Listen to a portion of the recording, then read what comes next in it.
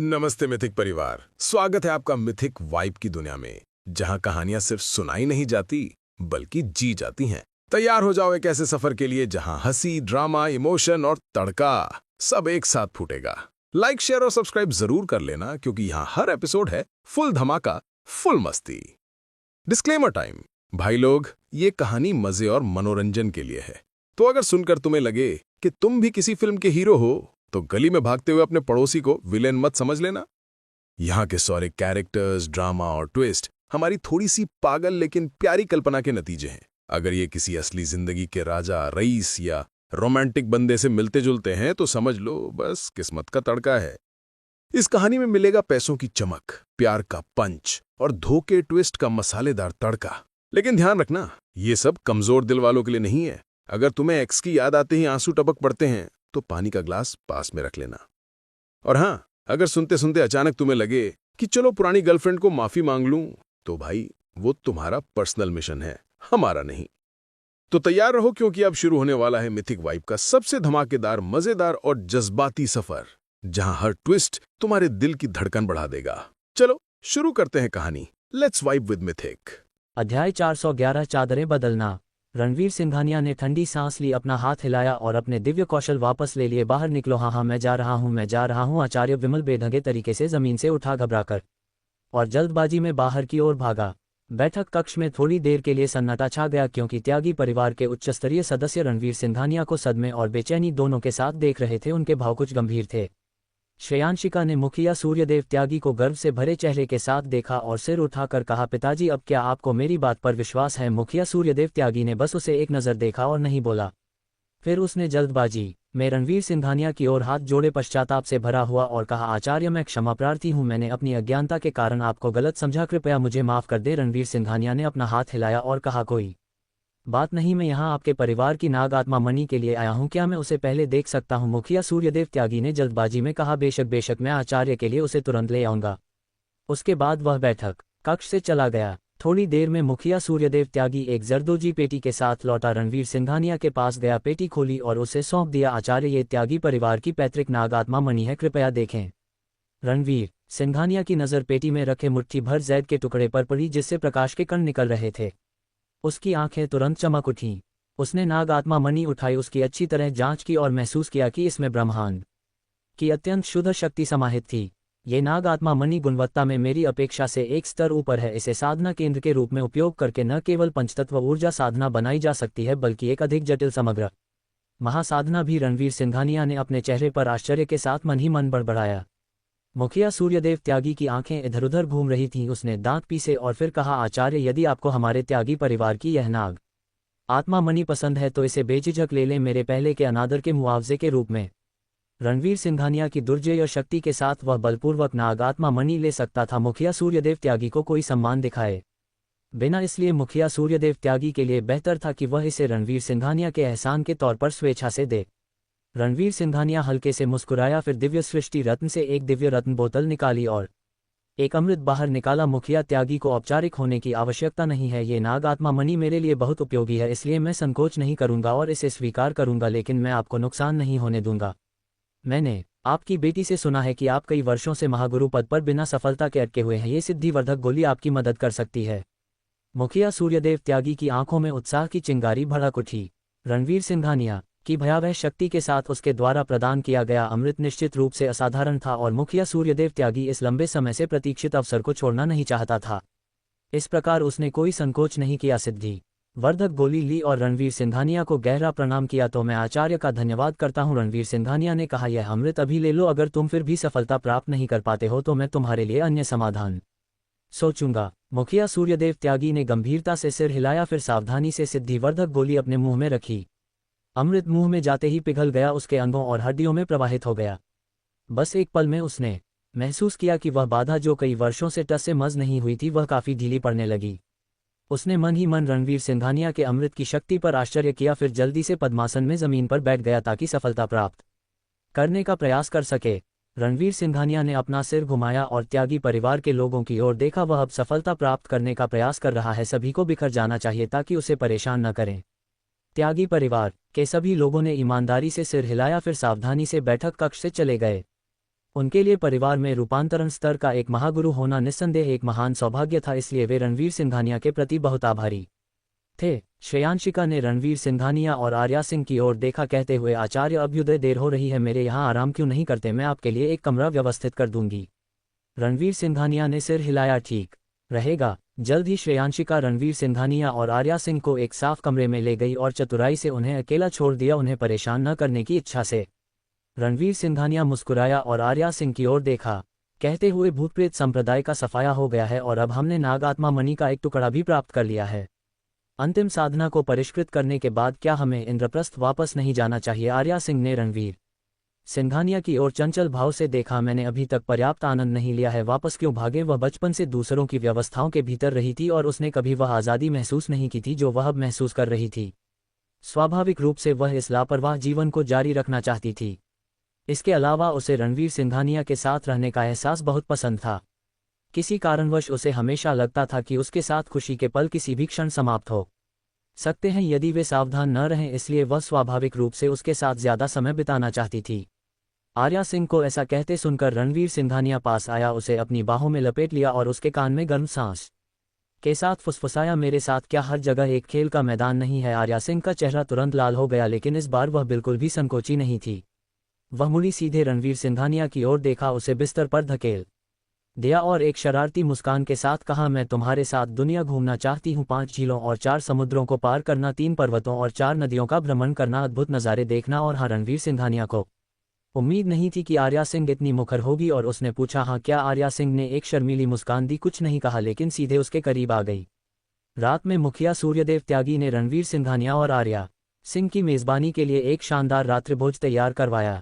सिद्धिवर्धक गोली की मदद से वह रूपांतरण स्तर में सफलतापूर्वक उन्नत हो गया था और रणवीर सिंघानिया के प्रति उसका सम्मान और भक्तिभाव और भी बढ़ गया था, इसलिए उसने स्वाभाविक रूप से कोई लापरवाही दिखाने की हिम्मत नहीं की।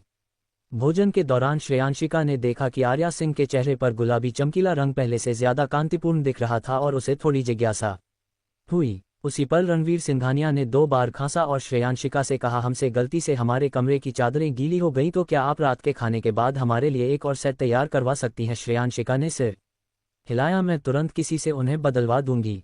रणवीर सिंघानिया ने तेजी से कहा, जरूरत नहीं, बस मुझे चादरें तैयार कर दें और हम उन्हें खुद बदल लेंगे। जैसे ही रणवीर सिंघानिया ने ये कहा, आर्या सिंह ने अपना सिर शर्मिंदगी छिपाने के लिए नीचे झुकाए हुए रणवीर सिंघानिया की जांघ को भी जोर से पिंच किया। श्रेयांशिका भ्रमित दिखी, रणवीर सिंघानिया के शब्दों का अर्थ नहीं समझ पाए, लेकिन उसने आगे नहीं पूछा और अनुरोध मान लिया। मुखिया सूर्यदेव त्यागी एक ऐसे व्यक्ति के रूप में जो इन बातों को समझते थे, तुरंत स्थिति को भांप गए और हल्के से मुस्कुराए, कुशलता से विषय बदलकर रणवीर सिंघानिया और आर्या सिंह को उनकी असहजता से राहत दी। आचार्य अभ्युदय, हमारे त्यागी परिवार का मुख्य उद्योग पर्यटन है। पिछले कुछ वर्षों में हमने पास के पहाड़ों में एक शानदार अवकाश शहर विकसित किया है जिसे श्यामलपुर कहते हैं। ये प्रकृति के बीच छिपा है, किसी भी कोलाहल से दूर सभी प्रकार के मनोरंजन उपलब्ध हैं। क्या आप श्रीमती रणवीर को वहां कुछ दिनों के लिए ले जाने में दिलचस्पी रखते होंगे? मुखिया सूर्यदेव त्यागी के शब्द सुनकर आर्या सिंह ने तुरंत ऊपर देखा, उसकी आवाज उत्साह से भर गई। मैंने इस शहर के बारे में सुना है और यह भी कि यह कई साल पुराने प्राचीन खंडहरों पर बना है।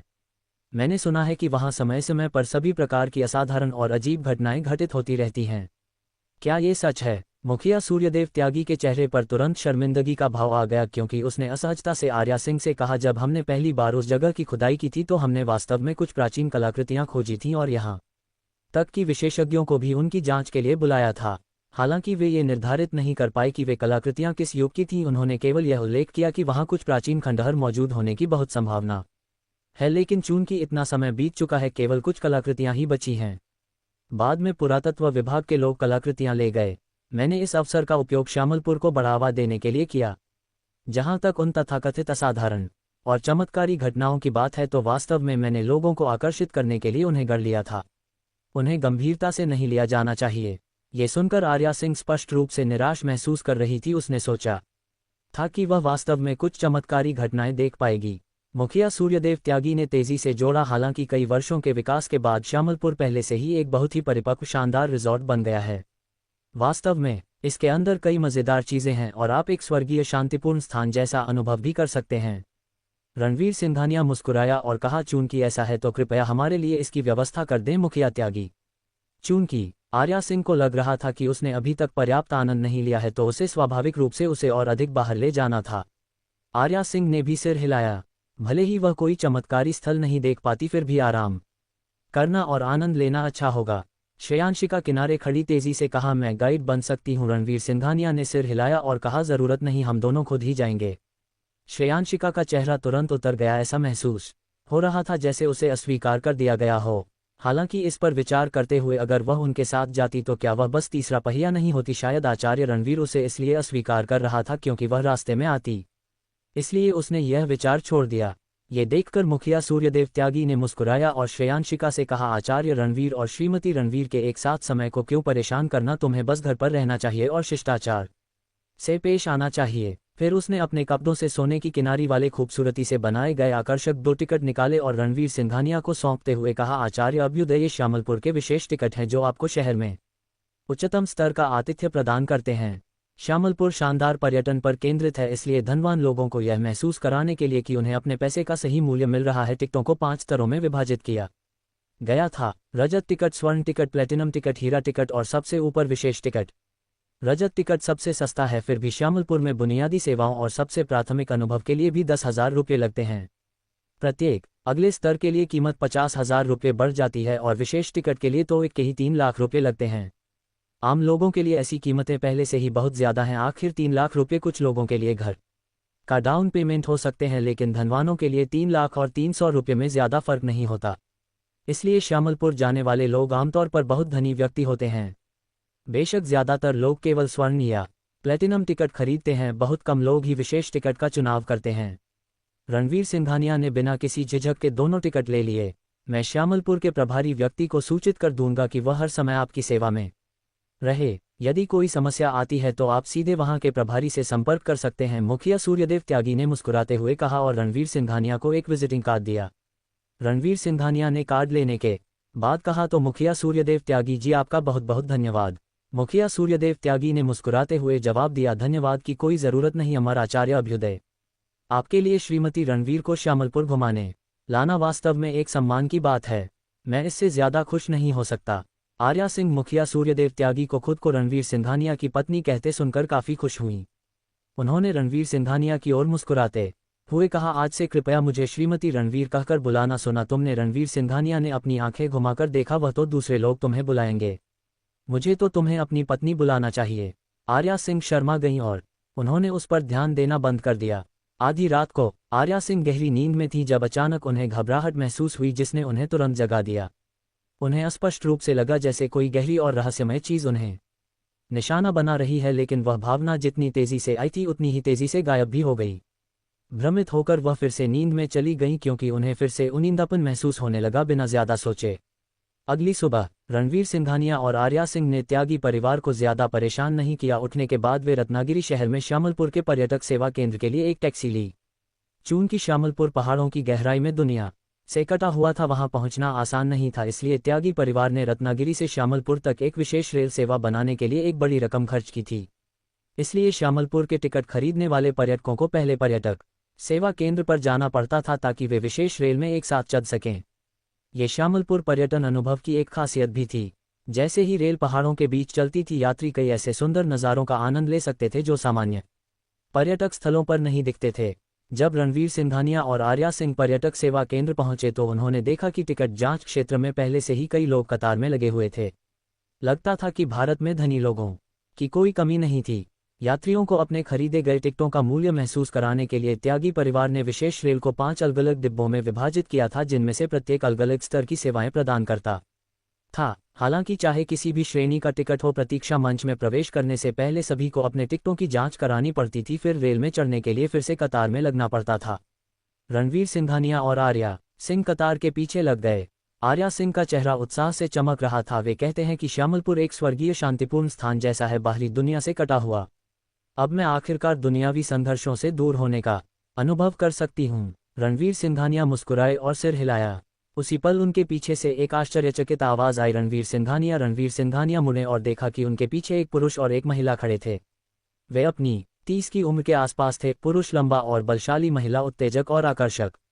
रणवीर सिंघानिया को आवाज देने वाला वही पुरुष था रणवीर सिंघानिया ने उस पुरुष को एक पल के लिए घूर कर देखा, उनकी आंखों में भ्रम की झलक दिखी, लेकिन जैसे ही उन्हें वह व्यक्ति याद आया वह तुरंत गायब हो गई। भाई वीरेंद्र। वीरेंद्र हंसा, उसकी आवाज में तिरस्कार था। मैं विश्वास नहीं कर सकता कि यह सच में तुम हो। किसने सोचा होगा कि तुम ऐसी जगह पर आने को तैयार होगे? क्या तुमने दुनिया देखने के लिए अपनी सारी संपत्ति बेचकर एक रजत टिकट खरीदा है? ये पुरुष रणवीर सिंघानिया की माता ममता देवी का भतीजा था, जिससे रणवीर सिंघानिया केवल बचपन में मिले थे। ममता देवी आनंदपुर के वर्मा परिवार से थी, जिसका स्थानीय स्तर पर कुछ प्रभाव था और इसे गहरी जड़ों वाला एक काफी मजबूत द्वितीय श्रेणी का परिवार माना जाता था। वर्मा परिवार ने एक बार ममता देवी का उपयोग दूसरे परिवार के साथ वैवाहिक गठबंधन बनाने के लिए करना चाहा था ताकि लाभ मिल सके, लेकिन ममता देवी एक ऐसी व्यक्ति थी जिन्होंने भाग्य के आगे झुकने से इनकार कर दिया था और पहले से ही भूपति सिंघानिया रणवीर सिंघानिया के पिता के प्यार में पड़ चुकी थीं। एक निर्णायक कदम के बाद ममता देवी ने भूपति सिंघानिया के साथ चुपचाप अपना विवाह पंजीकृत कराया और उनके साथ देवपुरी चली गईं। वर्मा परिवार आग बबूला हो गया, ममता देवी को बेदखल करने और उनकी सारी संपत्ति वापस लेने की कसम खाए। ममता देवी को परवाह नहीं थी। जब तक वह अपने प्यारे पुरुष के साथ रह सकती थी, वह कठोर जीवन भी स्वीकार करने को तैयार थीं। बाद में दंपति देवपुरी में बस गए और ममता देवी का आनंदपुर के वर्मा परिवार से संपर्क टूट गया। ये तब तक नहीं था जब तक रणवीर सिंघानिया 8 या 9 साल के नहीं हो गए कि ममता देवी उन्हें वर्मा परिवार से मिलने ले गईं।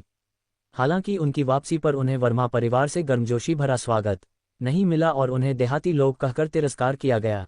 उस समय भले ही वह छोटा था, रणवीर सिंघानिया कभी भी उन सभी के द्वारा तिरस्कार किए जाने के उस अप्रिय अनुभव को भूल नहीं पाया। खासकर वीरेंद्र, जिसने रणवीर सिंघानिया के दौरे के दौरान लगभग हर दिन उसे परेशान किया, क्योंकि उसे लगा कि रणवीर सिंघानिया के कपड़े बहुत सस्ते हैं। उसने उसे एक छोटा भिखारी माना और अपने परिवार में ऐसे गरीब रिश्तेदार को नहीं चाहता था। उन पिछली घटनाओं पर विचार करते हुए रणवीर सिंघानिया का चेहरा ठंडा पड़ गया, लेकिन उन्होंने फिर भी विनम्रता से जवाब दिया, मुझे उम्मीद नहीं थी कि मैं तुमसे यहाँ मिलूंगा। क्या इत्तेफाक है, शायद हम साथ में घूम सकते हैं। वीरेंद्र ने नाक सिकुड़ी, साथ में घूमे? मुझे हंसाओ मत। हमने प्लेटिनम टिकट खरीदे हैं और भले ही हम एक ही जगह जा रहे हों, तुम हमारे साथ घूमने के लायक नहीं हो। रणवीर सिंघानिया निरुत्तर रह गए। उन्होंने उम्मीद की थी कि बड़े होने के बाद उनके चचेरे भाई का स्वभाव सुधर गया होगा, लेकिन उनकी निराशा के लिए सालों बीत गए थे और कुछ भी नहीं बदला था। इससे पहले कि वह अपना मुंह खोल पाते, उनके बगल में आर्या सिंह ने तिरस्कारपूर्वक नाक सिकुड़ी, छी जैसे कोई तुम्हारे साथ घूमने को बेताब हो। वीरेंद्र अवाक रह गया, आर्या सिंह को अविश्वास से देखता रहा और पूछा, सुंदरी क्या तुम इस लड़के के साथ हो? उसे शुरू में लगा कि आर्या सिंह अपनी उत्कृष्ट सुंदरता और अलौकिक व्यवहार के साथ कोई ऐसी लड़की थी जिसे रणवीर सिंघानिया, उस नीच हारे हुए आदमी ने जानबूझकर अपने बगल में खड़ा होने के लिए फुसलाया था। आर्या सिंह ने सीधे रणवीर सिंघानिया का हाथ पकड़ा, यह मेरे पति हैं, क्या समस्या है? इसमें कोई दिक्कत है? वीरेंद्र ही नहीं बल्कि रणवीर सिंघानिया भी इस बात से आश्चर्यचकित थे। पति शब्द का उपयोग आर्या सिंह ने पहली बार किया था और इसे सुनकर रणवीर सिंघानिया को लगा जैसे उनके शरीर में बिजली दौड़ गई हो। एक झुनझुनी सी महसूस हुई, काफी अजीब सा एहसास। उन्होंने आर्या सिंह की ओर देखने के लिए सिर मोड़ा, उनकी आंखों में कुछ भ्रम था। हालांकि वे दोनों पहले से ही अंतरंग थे, उन्होंने अभी तक अपना विवाह प्रमाण पत्र नहीं लिया था। रणवीर सिंघानिया कुछ रूढ़िवादी थे, इसलिए उनके भीतर भावनाओं का मिश्रण उमड़ रहा था। रणवीर सिंघानिया को अपनी ओर देखते हुए आर्या सिंह पूरी तरह से उचित लगी, मानो उन्हें ऐसा बुलाना स्वाभाविक हो, बिना किसी शर्म के। पति सुंदरी, कृपया मजाक मत करो, ये लड़का पूरी तरह से हारा हुआ आदमी है, ये तुम्हारे जूते पॉलिश करने के भी लायक नहीं है, वीरेंद्र ने कहा। आर्या सिंह ने वीरेंद्र को तिरस्कार से देखा और कहा, मेरे पति कमाल के हैं, उनके साथ होकर तो मैं फायदे में हूं। जहां तक तुम्हारी बात है, तुम्हारे पास कोई वास्तविक कौशल नहीं है, लेकिन दूसरों पर उंगली उठाने का शौक है। मुझे लगता है कि तुम ही मेरे पति के जूते पॉलिश करने के लायक नहीं हो। वीरेंद्र का चेहरा तुरंत ऐसा हो गया जैसे उसने कुछ घिनौना निगल लिया हो, बेहद बदसूरत। वीरेंद्र की प्रेमिका तान्या आर्या सिंह को अपने प्रेमी के बारे में इस तरह बोलते देख आग बबूला हो गई और आर्या सिंह को नीचा दिखाना चाहती थी। हालांकि कुछ देर संघर्ष करने के बाद भी वह कोई कड़े शब्द नहीं कह पाई, क्योंकि आर्या सिंह की सुंदरता अविश्वसनीय रूप से मंत्रमुग्ध कर देने वाली थी। इस महिला के सामने खड़ी होकर उसे शर्मिंदगी महसूस हुई, उपस्थिति के मामले में पूरी तरह से हार गई थी। रणवीर सिंघानिया ने आर्या सिंह की ओर मुस्कुराया और मन ही मन उसे शाबाशी दी। अपनी पसंद की महिला द्वारा प्रशंसा पाकर स्वाभाविक रूप से उन्हें इमेंस सैटिस्फैक्शन मिली और उन्हें बेहद गर्व महसूस हुआ। वीरेंद्र ने दांत पीसकर आर्या सिंह को देखा, उसकी आवाज में ठंडी ठंडी आवाज थी, तुम्हारे जैसी लड़की को ये पसंद आए, ये बस तुम्हारी खराब समझ को दर्शाता है। मुझे तुम्हें याद दिलाना चाहिए, मैं उसका चचेरा भाई हूं और मैं उसके परिवार की स्थिति बहुत अच्छी तरह जानता हूं। उसका साथ दोगी तो तुम्हें देर इस बेर पछतावा होगा। आर्या सिंह ने सिर ऊंचा रखा, यह मेरी पसंद है, तुमसे कोई मतलब नहीं। वीरेंद्र ने गुस्से में अपनी मुट्ठियां भींची, लेकिन आर्या सिंह के सामने असहाय था। लेकिन उसने तुरंत तिरस्कार से नाक सिकोड़ी रणवीर सिंघानिया को निशाना बनाते हुए कहा, रणवीर सिंघानिया, इतनी सुंदर प्रेमिका ढूंढने के लिए तुमने निश्चित रूप से अपनी धोखेबाजी के कौशल को निखारा होगा, लेकिन चाहे तुम धोखेबाजी में कितने भी अच्छे क्यों न हो, यह इस तथ्य को नहीं बदलता कि तुम गरीब, शक्तिहीन और अक्षम हो। तुम्हें उसे श्यामलपुर लाने में बहुत पैसा खर्च करना पड़ा होगा, है ना? क्या तुमने इसके लिए अपनी सारी बचत खर्च कर दी? फिर उसने अपना प्लेटिनम टिकट निकाला, उसे झटका और ठंडी आवाज में कहा, सुंदरी, उसके द्वारा धोखा खाना ठीक है, लेकिन कुछ तथ्य तुरंत महसूस होते हैं, जैसे हमारे प्लेटिनम टिकट, जिन्हें वह निश्चित रूप से तुम्हारे लिए खरीदने का सामर्थ्य नहीं रखता होगा, है ना? ये प्लेटिनम टिकट कई विशेषाधिकार प्रदान करते हैं जिनका तुम कभी अनुभव नहीं कर पाओगी।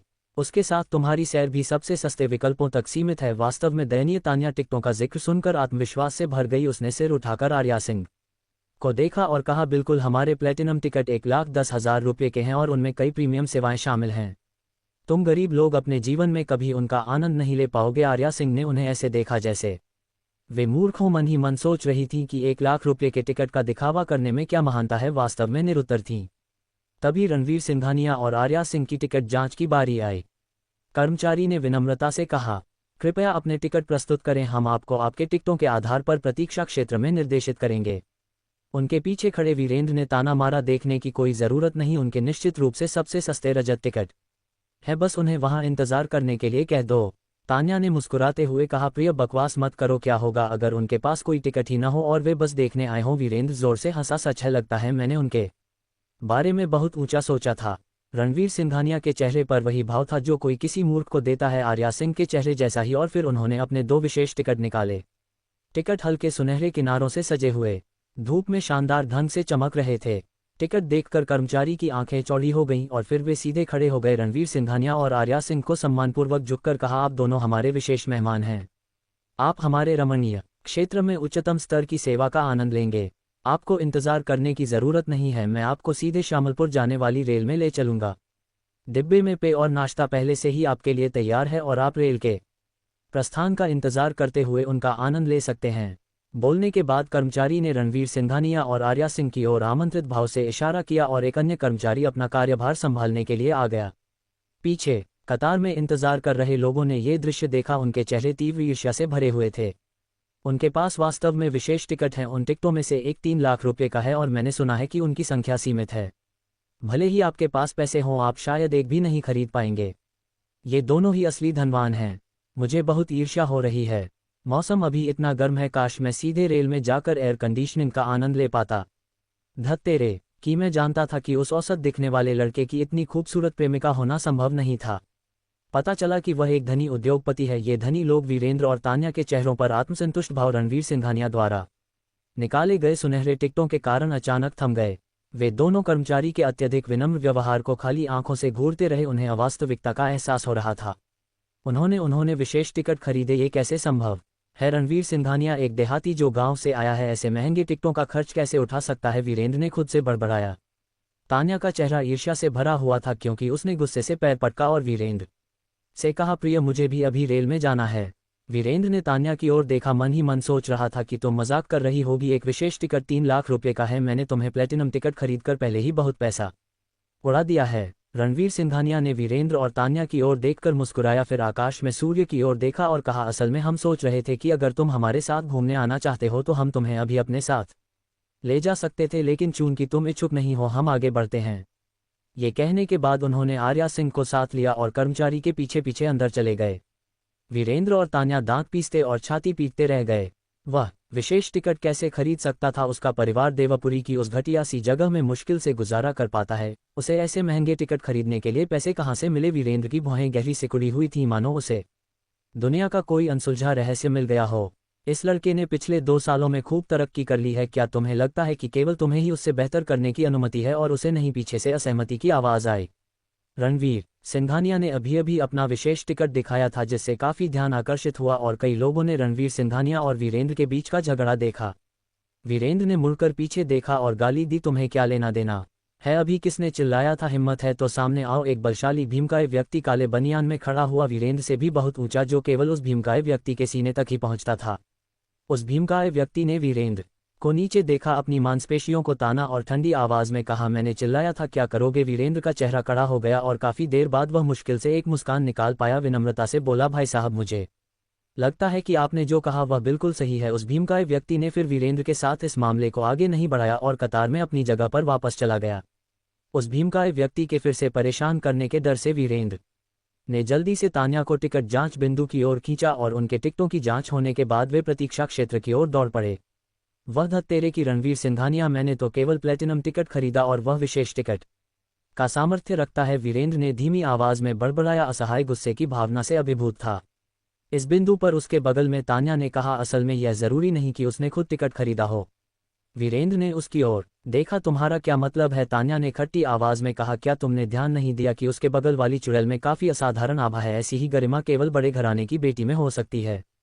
शायद उस चुड़ैल ने टिकट खरीदा हो। असल में मुझे लगता है कि उसमें काफी कुलीन गुण है, बिल्कुल भी लंपट नहीं। उसे चुड़ैल कहना थोड़ा ज्यादा है। वीरेंद्र ने मन ही मन सोचा, फिर कहा, इसकी बहुत बड़ी संभावना है, लेकिन रणवीर सिंघानिया तो बस एक साधारण व्यक्ति है। उसे ऐसी महिला का इतना ध्यान क्यों मिलेगा और उसका इतना आज्ञाकारी क्यों होगा? उन्हें देखकर मुझे बहुत गुस्सा आता है। तान्या अचानक थोड़ी शर्मा गई और बोली, भले ही वह लड़का एक साधारण व्यक्ति हो, उसमें कुछ खास जरूर होगा कि कोई लड़की उस पर मोहित हो जाए। और एक स्त्री के रूप में अगर कोई स्त्री किसी साधारण पुरुष को नहीं छोड़ पा रही तो उसका एक ही कारण हो सकता है। वीरेंद्र ने अनभिज्ञता से पूछा, क्या कारण? तान्या झुककर वीरेंद्र के कान में कुछ फुसफुसाए।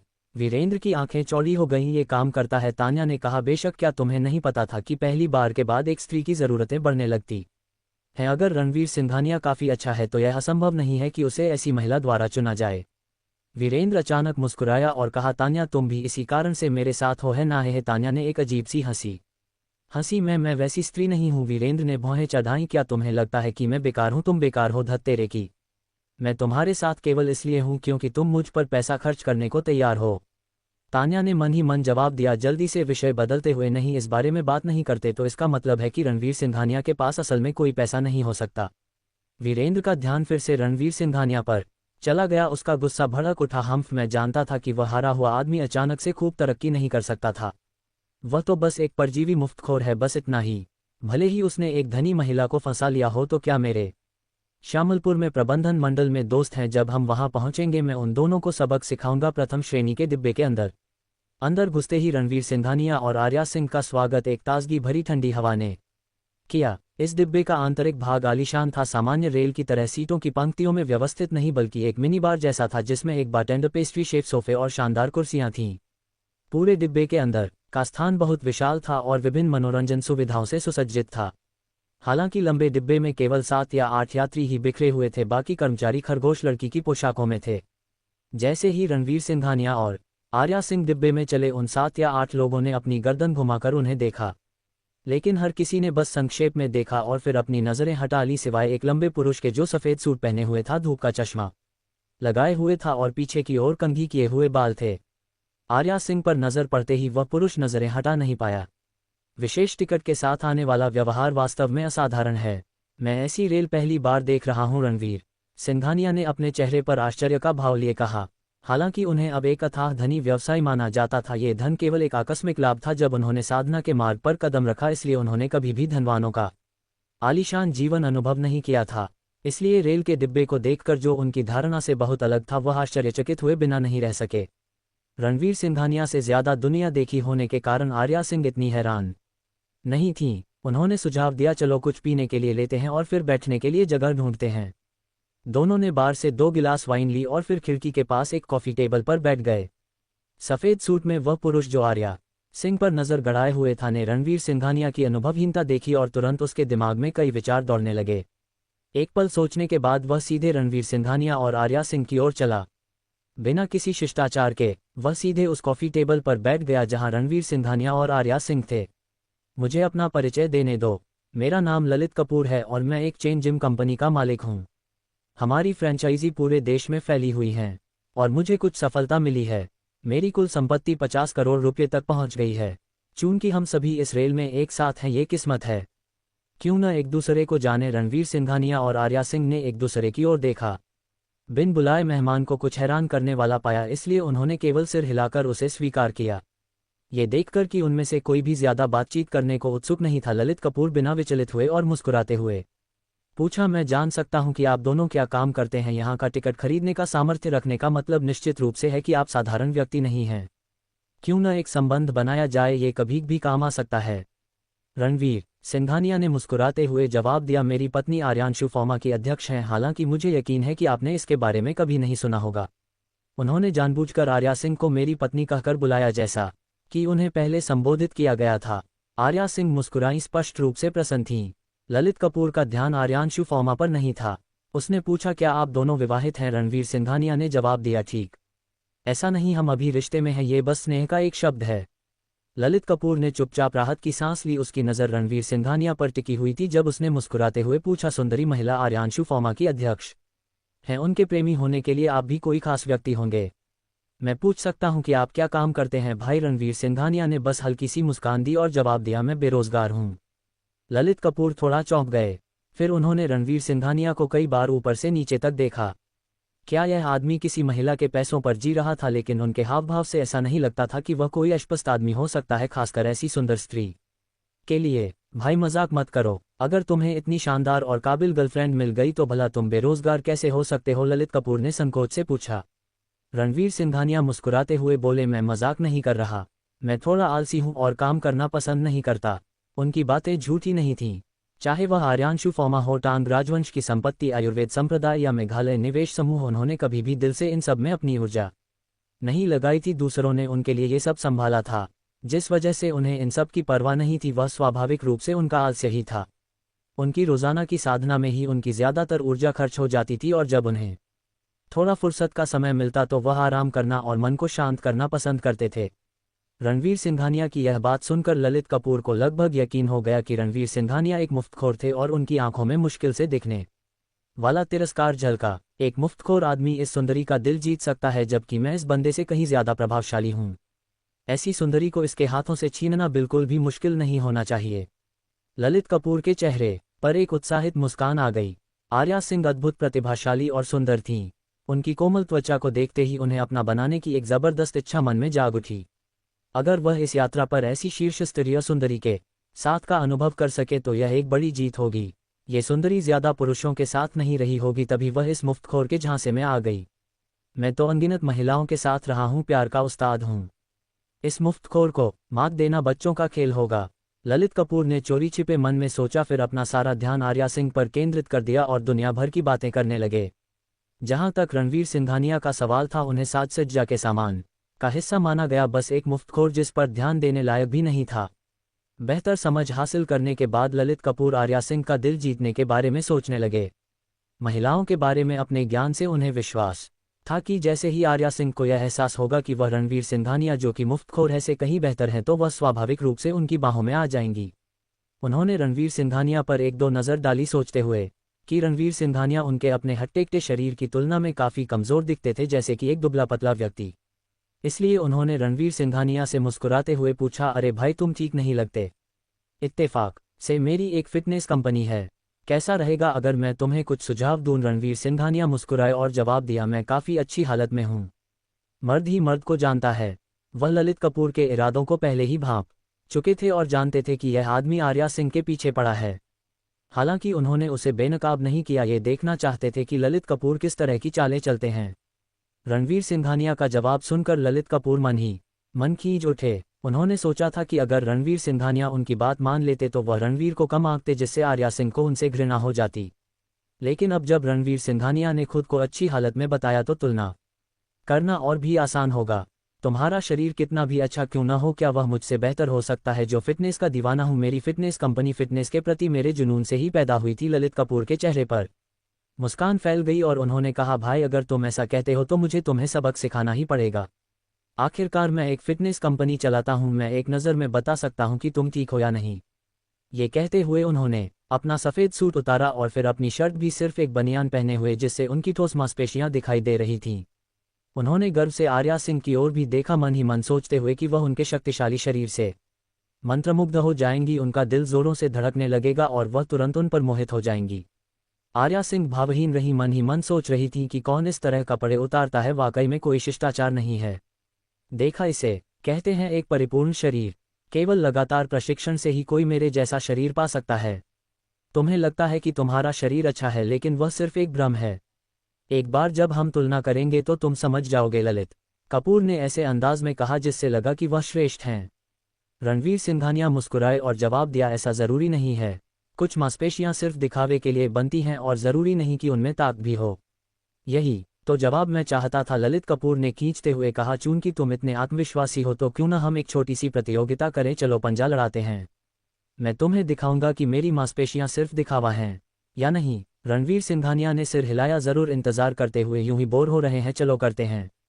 पास बैठी आर्या जब उन्होंने सुना कि ललित कपूर रणवीर सिंघानिया के साथ पंजा लड़ाना चाहते थे तो वह हंसे बिना नहीं रह सकी। फिर चिढ़ाते हुए अंदाज में उन्होंने कहा, ठीक है, तुम दोनों पंजा लड़ाओ।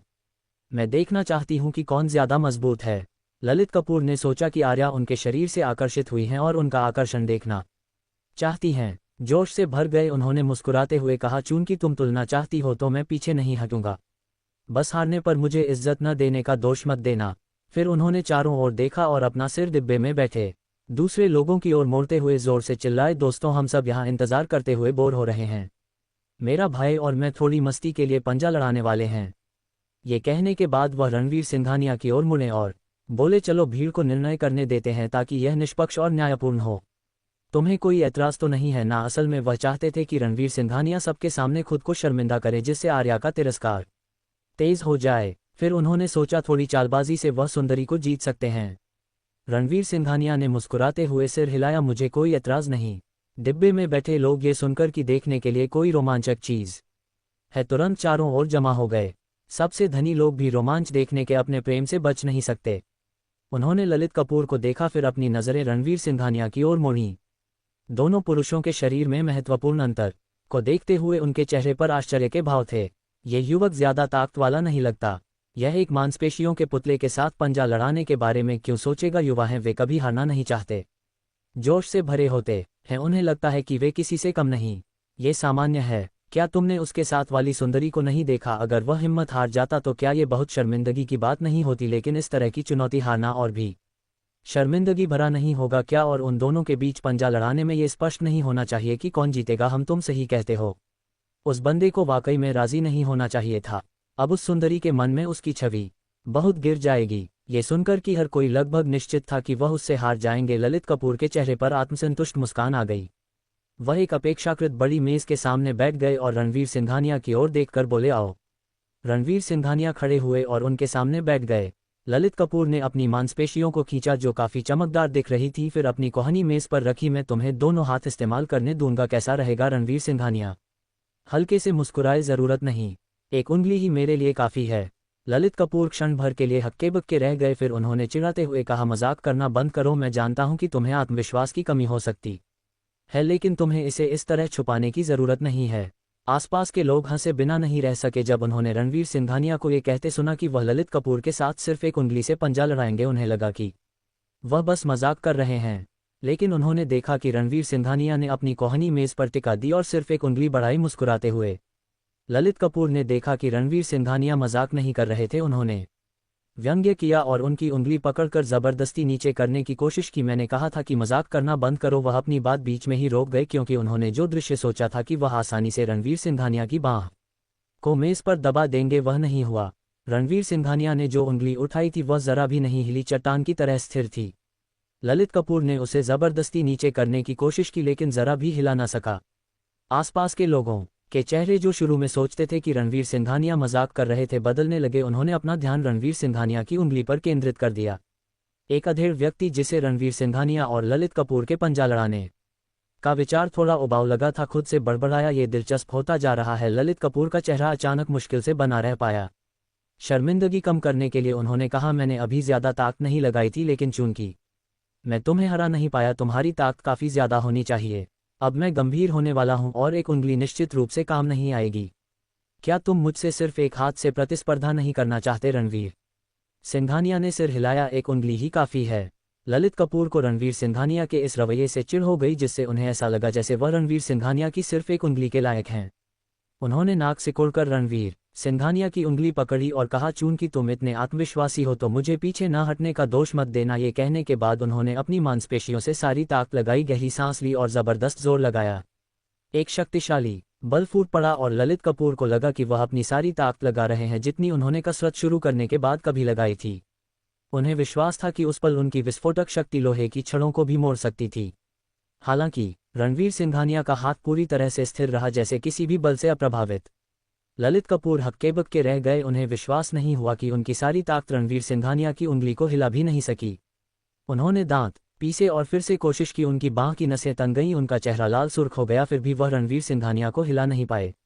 आसपास के कई लोग केवल उनके हाथों को देख रहे थे और उन्होंने ललित कपूर के चेहरे पर ध्यान नहीं दिया था, इसलिए उन्हें लगा कि प्रतियोगिता शुरू नहीं हुई थी क्योंकि उनके हाथ हिले नहीं थे। किसी ने अधीर होकर कहा, क्या तुम दोनों अब शुरू करोगे? बस हाथ पकड़कर यूं ही खड़े रहने का क्या मतलब है? उस टिप्पणी ने ललित कपूर को लगभग तोड़ ही दिया। उन्होंने सोचा, मैं अपनी सारी ताकत लगा रहा हूं, क्या तुम्हें यह नहीं दिख रहा कैसा रहेगा अगर तुम दोनों हाथ इस्तेमाल करो? रणवीर सिंघानिया ने तब कहा। हर कोई भ्रमित दिख रहा था, यह नहीं समझ पा रहा था कि रणवीर सिंघानिया ने अचानक ऐसा सुझाव क्यों दिया। आखिरकार किसी ने ललित कपूर के चेहरे पर ध्यान दिया, जो ऐसा लग रहा था जैसे वह तनाव से फटने वाला हो, और चिल्लाया, देखो यह मांसपेशियों वाला आदमी अपनी सारी ताकत लगा रहा है। लगता है तब लोगों को एहसास हुआ कि उन दोनों के बीच प्रतियोगिता पहले ही शुरू हो चुकी थी। हे भगवान, वह इतनी ताकत लगा रहा है और उनके हाथ हिले भी नहीं। मुझे लगा कि उन्होंने शुरू ही नहीं किया था। दूसरा आदमी जरूर कमाल का होगा। मांसपेशियों वाला आदमी इतनी ताकत लगा रहा है, फिर भी वह उसे 1 इंच भी हिला नहीं पा रहा। कोई आश्चर्य नहीं कि उसने इस बड़े बंदे के साथ पंजा लड़ाने की हिम्मत की। पता चला कि उसके पास कुछ खास है। आसपास की टिप्पणियां सुनकर ललित कपूर का चेहरा काफी गहरा पड़ गया। रणवीर सिंघानिया के शांत और संयमित व्यवहार को देखकर वह घबरा गए और अपना दूसरा हाथ भी ऊपर रख दिया। इरादा था कि अपनी पूरी ताकत से रणवीर सिंघानिया के हाथ को नीचे कर दें, लेकिन रणवीर सिंघानिया का हाथ ऐसा था जैसे वह जगह पर स्थिर हो, और दोनों हाथ इस्तेमाल करने पर भी ललित कपूर को कुछ नहीं मिला। उसी पल रणवीर सिंघानिया ने हल्का सा बल लगाया और ललित कपूर के हाथ मेज पर दब गए। हर कोई मुंह खुला का खुला रह गया था। ये तो बहुत आसान था। यह ऐसा था जैसे वह एक घास के तिनके को पलट रहा हो बिना किसी प्रयास के। रणवीर सिंघानिया ने ललित कपूर की ओर मुस्कुराते हुए देखा और पूछा, अब कैसा है? क्या तुम मुझ पर विश्वास करते हो जब मैं कहता हूं कि मांसपेशियों का होना जरूरी नहीं कि ताकत का भी होना हो? आसपास के लोगों ने सहमति में सिर हिलाया। बिल्कुल, इतनी सारी मांसपेशियां और तुम उसकी उंगली भी नहीं हिला पाए, ये तो व्यर्थ की कसरत है। मांसपेशियों से भरा शरीर सिर्फ दिखावा है, देखने में सुंदर लेकिन काफी बेकार। ये वाकई में मांसपेशियों वाले पुरुषों के बारे में मेरे नजरिया को बदल देता है। लगता है भविष्य में जब मैं इन मांसपेशियों वाले पुरुषों से मिलूंगा तो मैं उन्हें चुनौती दे सकता हूं। शायद मैं उनसे हारूंगा नहीं। ललित कपूर का चेहरा हरे रंग का हो गया था, खासकर भीड़ की टिप्पणियां उनके शरीर पर सुनकर वह जमीन में धंस जाना चाहते थे। इस पल आर्या सिंह ने ललित कपूर की ओर एक पल के लिए घूर कर देखा और तिरस्कार भरी नजर से कहा, तुम किसी काम के नहीं हो। ललित कपूर तुरंत कठोर हो गए। इतनी खूबसूरत महिला द्वारा ये कहे जाना कि वह नाकाफी थे उनके जीवन की सबसे बड़ी बेइज्जती थी। वहां और रुकने में बहुत शर्मिंदगी महसूस हो रही थी। उन्होंने दांत पीसे और खड़े होकर कहा, मैं आज अच्छी हालत में नहीं हूं। उसकी जीत अनुचित है। ये कहने के बाद वह तेजी से पिछले डिब्बे की ओर चले गए। वह डिब्बा भी विशेष मेहमानों के लिए था, जिसमें आलीशान निजी कक्ष थे जहां लोग चाहें तो आराम कर सकते थे। एक अधेड़ व्यक्ति हंसे और बोले, दोनों हाथों से भी किसी की एक उंगली से नहीं जीत पाए, अब वह जीत को अनुचित बता रहा है। ये तो बेहद बेशर्म है। पूरा डिब्बा हंसी से गूंज उठा। खुश चेहरे के साथ आर्या सिंह ने रणवीर सिंघानिया की बांह में बांह डाल दी। मेरे पतिदेव, आप कमाल के थे। रणवीर सिंघानिया के गाल थोड़े शर्मा गए, अभी भी इस आत्मीय संबोधन के आदी नहीं हुए थे। उन्होंने 2 बार गला खखारा, सीना फुलाया और बोले, बेशक तुमने देखा है कि मेरी पत्नी कौन है? आर्या सिंह ने रणवीर सिंघानिया पर एक इठलाती हुई नजर डाली, फिर अपना सिर उनके कंधे पर टिका दिया। अंदर ही अंदर अजीब सी मिठास महसूस हुई। उसी पल उन्होंने अपनी बड़ी बड़ी आंखें घुमाईं और रणवीर सिंघानिया से कहा, मैं थोड़ी थक गई हूं, चलो थोड़ी देर आराम करते हैं। रणवीर सिंघानिया ने भ्रम का एक संकेत दिखाया, थक गई? हम अभी थोड़ी देर पहले ही ट्रेन में चढ़े हैं, इतनी जल्दी कैसे थक सकती हो? आर्या सिंह ने उन्हें घूरकर देखा और कहा, मैं कल रात ठीक से नहीं सोई थी, क्या थोड़ा और आराम करना गलत है? रणवीर सिंघानिया केवल सिर हिला सके। ठीक है, फिर हम थोड़ी देर आराम करते हैं। ये कहकर वह आर्या सिंह के साथ पिछले डिब्बे की ओर चले गए। दोनों एक कक्ष के सामने पहुंचे, दरवाजा खोला और अंदर चले गए। जगह बहुत बड़ी नहीं थी, लेकिन उसमें एक बिस्तर लगा था और काफी आरामदायक ढंग से सजाया गया था, जिसमें जरूरत की हर तरह की चीजें व्यवस्थित थीं। रणवीर सिंघानिया ने बिस्तर का आकार देखा और फिर आर्या सिंह से कहा, तुम यहाँ आराम करो, मैं अगले कमरे में चला जाता हूँ। हालांकि आर्या सिंह ने जल्दी से कक्ष का दरवाजा बंद कर दिया और फिर पर्दे खींच दिए। ये देखकर रणवीर सिंघानिया को एक अजीब सी आशंका हुई और उन्होंने आर्या सिंह को घूर कर देखा क्या क्या करने की योजना बना रही हो। आर्या सिंह रणवीर सिंघानिया के पास आई एक शर्मीली और कोमल अभिव्यक्ति के साथ उनका हाथ पकड़ा और बोली, आप अभी इतने आकर्षक लग रहे थे, मेरा दिल जोरों से धड़क रहा था।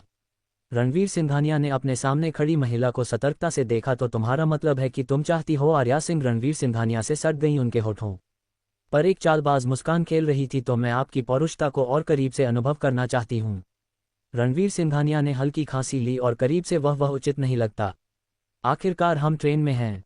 आर्या सिंह ने अपनी बड़ी बड़ी आंखों से रणवीर सिंघानिया को देखा, तो क्या हम एक कमरे के अंदर हैं और कोई हमें देखेगा नहीं? रणवीर सिंघानिया ने मन ही मन सोचा कि वह दिन ब दिन और साहसी होती जा रही थी। न दिखना एक बात थी, लेकिन अगर कमरा ध्वनिरोधक नहीं होता तो शर्मिंदगी होती। लेकिन एक पुरुष होने के नाते जब महिला कोई प्रस्ताव दे, अगर वह पीछे हट जाता तो क्या ये शर्म की बात नहीं होती? तो उन्होंने आर्या सिंह को उठाया और बिस्तर पर लिटा दिया। तुम भी ना? आर्या सिंह के चेहरे पर एक नटखट मुस्कान थी, क्योंकि उनके हाथ रणवीर सिंघानिया के गले से लिपट गए। दूसरों के सामने वह एक बर्फीली और अल्पथलग देवी थी, लेकिन जिस पुरुष को वह पसंद करती थी उसके सामने वह बस एक लड़की थी जो लाड़ा प्यार चाहती थी। ये रणवीर सिंघानिया के प्रति उनके स्नेह के कारण ही था कि उन्होंने असामान्य रूप से शर्मीली, साहसी और चिपकने वाली तरफ दिखाए। ट्रेन की सीटी बजने के साथ शामलपुर की ओर जा रही विशेष ट्रेन धीरे धीरे चलने लगी। यात्रियों को ज्यादा आरामदायक और सुखद अनुभव देने के लिए इस ट्रेन को पुराने जमाने की हरी ट्रेन की शैली में डिजाइन किया गया था, जो चलते समय तालबद्ध छुक छुक की आवाजें निकाल रही थी। इसलिए कुछ असुविधाजनक आवाजें आसानी से ढंक गईं। एक और कक्ष में ललित कपूर चिढ़े हुए चेहरे के साथ बिस्तर के किनारे बैठे थे। रणवीर सिंघानिया के 18 पीढ़ियों के पूर्वजों को उन्होंने खूब कोसा। उसी पल उन्हें थपथपाहट की एक श्रृंखला सुनाई दी और वह भ्रमित हो गए, क्या ट्रेन में कोई खराबी है? दूसरी आवाजें क्यों आ रही हैं? बिना ज्यादा सोचे वह कोसते रहे और अपनी भावनाएं व्यक्त करते रहे। चूंकि ट्रेन धीरे चलती थी और उसे कई पहाड़ियों से गुजरना पड़ता था, तो कुछ खास शानदार और सुंदर दृश्यों के पास से गुजरते समय वह धीमी हो जाती थी ताकि हर कोई उन्हें देख सके। जब तक ट्रेन शामलपुर पहुंची तब तक दोपहर हो चुकी थी, शाम होने वाली थी। रणवीर सिंघानिया और आर्या सिंह पहले डिब्बे में लौट आए थे। रास्ते भर उन्होंने खूब दृश्यों का आनंद लिया था। इस बिंदु पर ट्रेन में बैठे अन्य पर्यटकों का उत्साह कम हो गया था और वे कुछ थके हुए दिख रहे थे। केवल आर्या सिंह ही जीवन शक्ति से चमक रही थी। उत्सुकता से रणवीर सिंघानिया को यहाँ वहाँ घसीटकर विभिन्न चीजें दिखा रही थी। स्पष्ट रूप से बहुत खुश थीं। ट्रेन रुकने के बाद एक टूर गाइड के रूप में कपड़े पहने व्यक्ति आया और पर्यटकों से सम्मानपूर्वक बोला, प्रिय मेहमानों, हम अब शामलपुर पहुंच गए हैं। एक दिन की यात्रा के बाद हर कोई भूखा और थका हुआ होगा, इसलिए हमने खास तौर पर सबके लिए शामलपुर ग्रैंड होटल में एक रात्रि भोज का इंतजाम किया है और सबके मनोरंजन के लिए एक फैशन शो भी होगा। रात्रि भोज का खर्च टिकट में शामिल है, कोई अतिरिक्त शुल्क नहीं लगेगा। रणवीर सिंघानिया मुस्कुराए और बोले, रात्रि भोज शायद गौण है, असली बात तो शायद फैशन शो है। वे जरूर पर्यटकों से पैसे खर्च करवाने के तरीके ढूंढेंगे। ये पर्यटन उद्योग की पुरानी चाल है। आर्या सिंह ने हालांकि कहा, भले ही यह एक चाल हो, मैंने सुना है कि इस फैशन शो की मुख्य डिजाइनर अंतर्राष्ट्रीय ख्याति प्राप्त डिजाइनर अनन्या सिंघानिया हैं। मुझे उनकी डिजाइन शैली बहुत पसंद है। पहले मैं उनके डिजाइन किए हुए कपड़े खरीदना चाहती थी, लेकिन अतिरिक्त पैसे देकर भी मुझे वे नहीं मिल पाए। रणवीर सिंघानिया ने अपनी भौहें चढ़ाईं, अगर ऐसा है तो चलो चलते हैं। अगर मौका मिला तो मैं तुम्हें कुछ सेट कपड़े खरीद दूंगा। इस पर पास में कोई हंस पड़ा और बोला, अनन्या सिंघानिया द्वारा डिजाइन किए गए कपड़े ऐसे नहीं हैं कि आप जब चाहें खरीद लें, कई सेट एक साथ तो बिल्कुल नहीं। रणवीर सिंघानिया ने अपना सिर घुमाकर उस व्यक्ति को देखा। ओ ऐसा क्यों? उस व्यक्ति ने मुस्कुराते हुए कहा, जैसा कि इस युवती ने अभी अभी उल्लेख किया है, अनन्या सिंघानिया एक अंतर्राष्ट्रीय ख्याति प्राप्त डिजाइनर हैं। वे जो कपड़े डिजाइन करती हैं वे संग्रहणीय होते हैं। दूसरे शब्दों में वे कपड़े नहीं बल्कि कलाकृतियां डिजाइन करती हैं। हर बार जब उनके काम का अनावरण होता है तो फैशन डिजाइन की दुनिया में सनसनी मच जाती है। अनगिनत लोग उनके डिजाइन खरीदना चाहते हैं, अक्सर जबरदस्त प्रतिस्पर्धा करते हैं और सिर्फ एक पीस प्राप्त करने के लिए भारी कीमत चुकाते हैं। आपने पहले जो कहा कि आज रात का फैशन शो एक पर्यटक योजना है, वह वास्तव में ऐसा नहीं है। जहां तक मुझे पता है, अनन्या सिंघानिया को शामलपुर ने खास तौर पर आमंत्रित किया था, जिसने बहुत पैसा खर्च किया ताकि शहर में आने वाले पर्यटकों के लिए कुछ लाभ सुनिश्चित किया जा सके और अनन्या सिंघानिया की प्रतिष्ठा का उपयोग करके ज्यादा उच्च गुणवत्ता वाले पर्यटकों को आकर्षित किया जा सके। तो आज रात हमें अनन्या सिंघानिया का फैशन शो देखने को मिलना वास्तव में सौभाग्य की बात है। रणवीर सिंघानिया को ऐसे मामलों के बारे में ज्यादा जानकारी नहीं थी, लेकिन उन्हें लगा कि वह व्यक्ति किसी को धोखा देने की कोशिश नहीं कर रहा था, इसलिए उन्होंने सिर हिलाया। मैं समझ गया, ज्ञान देने के लिए धन्यवाद। आर्या सिंह मुस्कुराईं और बोली, चलो जल्दी करते हैं, चाहे हम अनन्या सिंघानिया के डिजाइन किए हुए कपड़े खरीद पाएं या नहीं, उनका फैशन शो देख पाना ही एक बड़ा आश्चर्य है, रणवीर सिंघानिया ने सिर हिलाया और आर्या सिंह के साथ ट्रेन से उतरे। श्यामलपुर पहाड़ों की गहराई में एक सपाट घाटी में स्थित है जिसका क्षेत्र विशाल है और जलवायु सुखद है। जगह चारों ओर पहाड़ों से घिरी हुई है जिन पर विभिन्न प्रकार के पौधे उगते हैं और कभी भी ऊपर से उड़ते हुए असामान्य पक्षियों के झुंड दिखाई देते हैं। जैसे जैसे श्यामलपुर का विकास हुआ है, जमीन से सीधी गगनचुंबी इमारतें उगाई हैं जो आधुनिक निर्माणों को इस आदिम वातावरण में एकीकृत करती हैं और एक विषम फिर भी प्राकृतिक वातावरण बनाती हैं जो पहली नज़र में लोगों को नवीनता से प्रभावित करता है। श्यामलपुर आजकल एक सामान्य नगर के पैमाने पर विकसित हो गया है और इसमें अस्पताल, शॉपिंग मॉल और रेस्तरां सहित सभी प्रकार की सुविधाएं हैं जो पूरी तरह से सुसज्जित हैं। सूर्यदेव त्यागी के अनुसार पर्यटकों के अलावा श्यामलपुर में पहले से ही काफ़ी लोग बस गए हैं। वे जीवन के सभी क्षेत्रों से आते हैं, सभी शहर से दूर एक शांत जीवन की तलाश में, अपनी स्वयं की स्वर्गीय शांतिपूर्ण स्थान की खोज में। नगर में और अधिक जान फूंकने के लिए सूर्यदेव त्यागी ने यहाँ बसने वालों के लिए बहुत कम शर्तें रखीं और उन्हें लागत मूल्य पर घर भी बेचे, इस शर्त पर कि इन लोगों को नगर के सुचारू रूप से कार्य करने के लिए नौकरी करनी होगी। इसलिए यहाँ आने वाले पर्यटक धनी हैं, लेकिन यहाँ कई साधारण लोग भी रहते हैं। नगर के वर्तमान विकास स्तर के साथ यह उनके लिए इस छोटे से स्थान में आत्मनिर्भर होने के लिए पर्याप्त है। रणवीर सिंघानिया के ट्रेन से उतरते ही उन्हें स्थान की प्रचुर आत्मिक ऊर्जा महसूस हुई। इसकी समृद्धि नंदिनी कपूर के दिव्य रत्न लॉकेट द्वारा ले जाए गए लघु आत्मिक ऊर्जा चक्र के भी तुलनीय थी। तार्किक रूप से भले ही पहाड़ों में आत्मिक ऊर्जा शहर की तुलना में अधिक प्रचुर होती है, लेकिन इतनी एकाग्रता तक नहीं पहुंचनी चाहिए। क्या ऐसा हो सकता है कि इस जगह में कुछ अज्ञात रहस्य छिपे हों? ऐसा सोचते हुए रणवीर सिंघानिया ने अपने आत्मिक संवेदन को अपने परिवेश का निरीक्षण करने के लिए छोड़ा, लेकिन कुछ भी असामान्य नहीं पाया। श्यामलपुर ग्रैंड होटल ट्रेन स्टॉप से ज्यादा दूर नहीं था, लगभग 1 किलोमीटर पैदल चलने की दूरी पर। आंखें ऊपर उठाते हुए वह एक ऊंची इमारत देख सकते थे, 10 से अधिक मंजिल ऊंची, जो छोटी छोटी रोशनियों की पंक्तियों से जगमगा रही थी, जिससे इमारत शानदार सोने में चमक रही थी। ट्रेन से उतरने वाले अधिकांश पर्यटक भव्य होटल की ओर जा रहे थे और इस संबंध में श्यामलपुर ने कोई अनुचित भेदभाव नहीं किया था। बेशक भोज में मेहमानों को परोसा जाने वाला व्यंजन उनके टिकटों के आधार पर भिन्न होता था। वीरेंद्र आचार्य और तान्या भी ट्रेन से उतरे। हालांकि उन्होंने रास्ते में सुंदर दृश्यों का आनंद लिया था, लेकिन रणवीर सिंघानिया के विशेष टिकट खरीदने की बात उन्हें परेशान कर रही थी। खासकर ट्रेन में चढ़ने से पहले रणवीर सिंघानिया की व्यंग्यात्मक टिप्पणी ने वीरेंद्र आचार्य को रणवीर सिंघानिया को जमीन पर गिराकर पीटने की चाहत जगा दी थी। दोनों के पीछे एक व्यक्ति काले युद्ध कला की वर्दी में था, 30 के दशक में एक मजबूत आभा के साथ। उसका नाम हनुमान सिंघानिया था, एक युद्ध कला विशेषज्ञ जो कुछ समय पहले ही महागुरु पद पर पहुंचा था। एक दोस्त से सुनकर कि श्यामलपुर में अभ्यास करने से आधे प्रयास में 2 गुना परिणाम मिल सकता है, वह इसका अनुभव करने आया था। रास्ते में वीरेंद्र आचार्य और तान्या हनुमान सिंघानिया के अलग पहनावे के बारे में उत्सुक होकर उससे बात करने लगे। जब उन्हें पता चला कि वह एक युद्ध कला विशेषज्ञ है तो दोनों हैरान रह गए। तान्या, जिसे युद्ध कला के बारे में बहुत कम जानकारी थी, तथाकथित युद्ध कला विशेषज्ञों पर विश्वास नहीं करती थी, यह सोचकर कि यह केवल शेखी बघारना है। लेकिन जब उसने हनुमान सिंघानिया को अपनी उंगली से एक ग्लास कप में छेद करते देखा तो उसे विश्वास हो गया कि युद्ध कला विशेषज्ञ वास्तव में इस दुनिया में मौजूद हैं। आखिरकार एक उंगली से एक ग्लास कप तोड़ना अपेक्षाकृत आसान है, लेकिन कप को तोड़े बिना उसमें छेद करना वास्तविक कौशल की मांग करता है। वीरेंद्र आचार्य रणवीर सिंघानिया के कार्यों से नाराज महसूस कर रहा था और हनुमान सिंघानिया को इतना शक्तिशाली देखकर रणवीर सिंघानिया को सबक सिखाने के लिए हनुमान सिंघानिया से पूछने की सोची। उसने हनुमान सिंघानिया को 10,000 रुपये की पेशकश की एक एहसान के बदले। हनुमान सिंघानिया कोई साधु नहीं था और उसने अपने हिस्से के बुरे काम किए थे, लेकिन 10,000 रुपये उसकी सेवाओं को खरीदने के लिए पर्याप्त नहीं थे।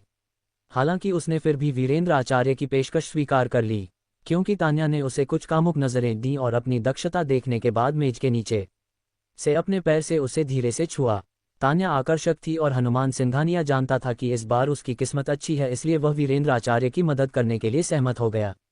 इसके अलावा दोनों चुपचाप बाथरूम में चले गए, शौचालय का उपयोग करने का नाटक करते हुए, और एक ऐसी जगह पर जहां वीरेंद्र आचार्य नहीं देख सकता था। हनुमान सिंघानिया ने तान्या को चूमा और उसे छुआ। एक भारी फायदा उठाया, क्योंकि प्लेटिनम टिकटों में निजी कमरों का उपयोग शामिल नहीं था। दोनों को एक और अंतरंग मुलाकात के लिए एक अवसर खोजने के लिए शहर में पहुंचने तक इंतजार करना पड़ा।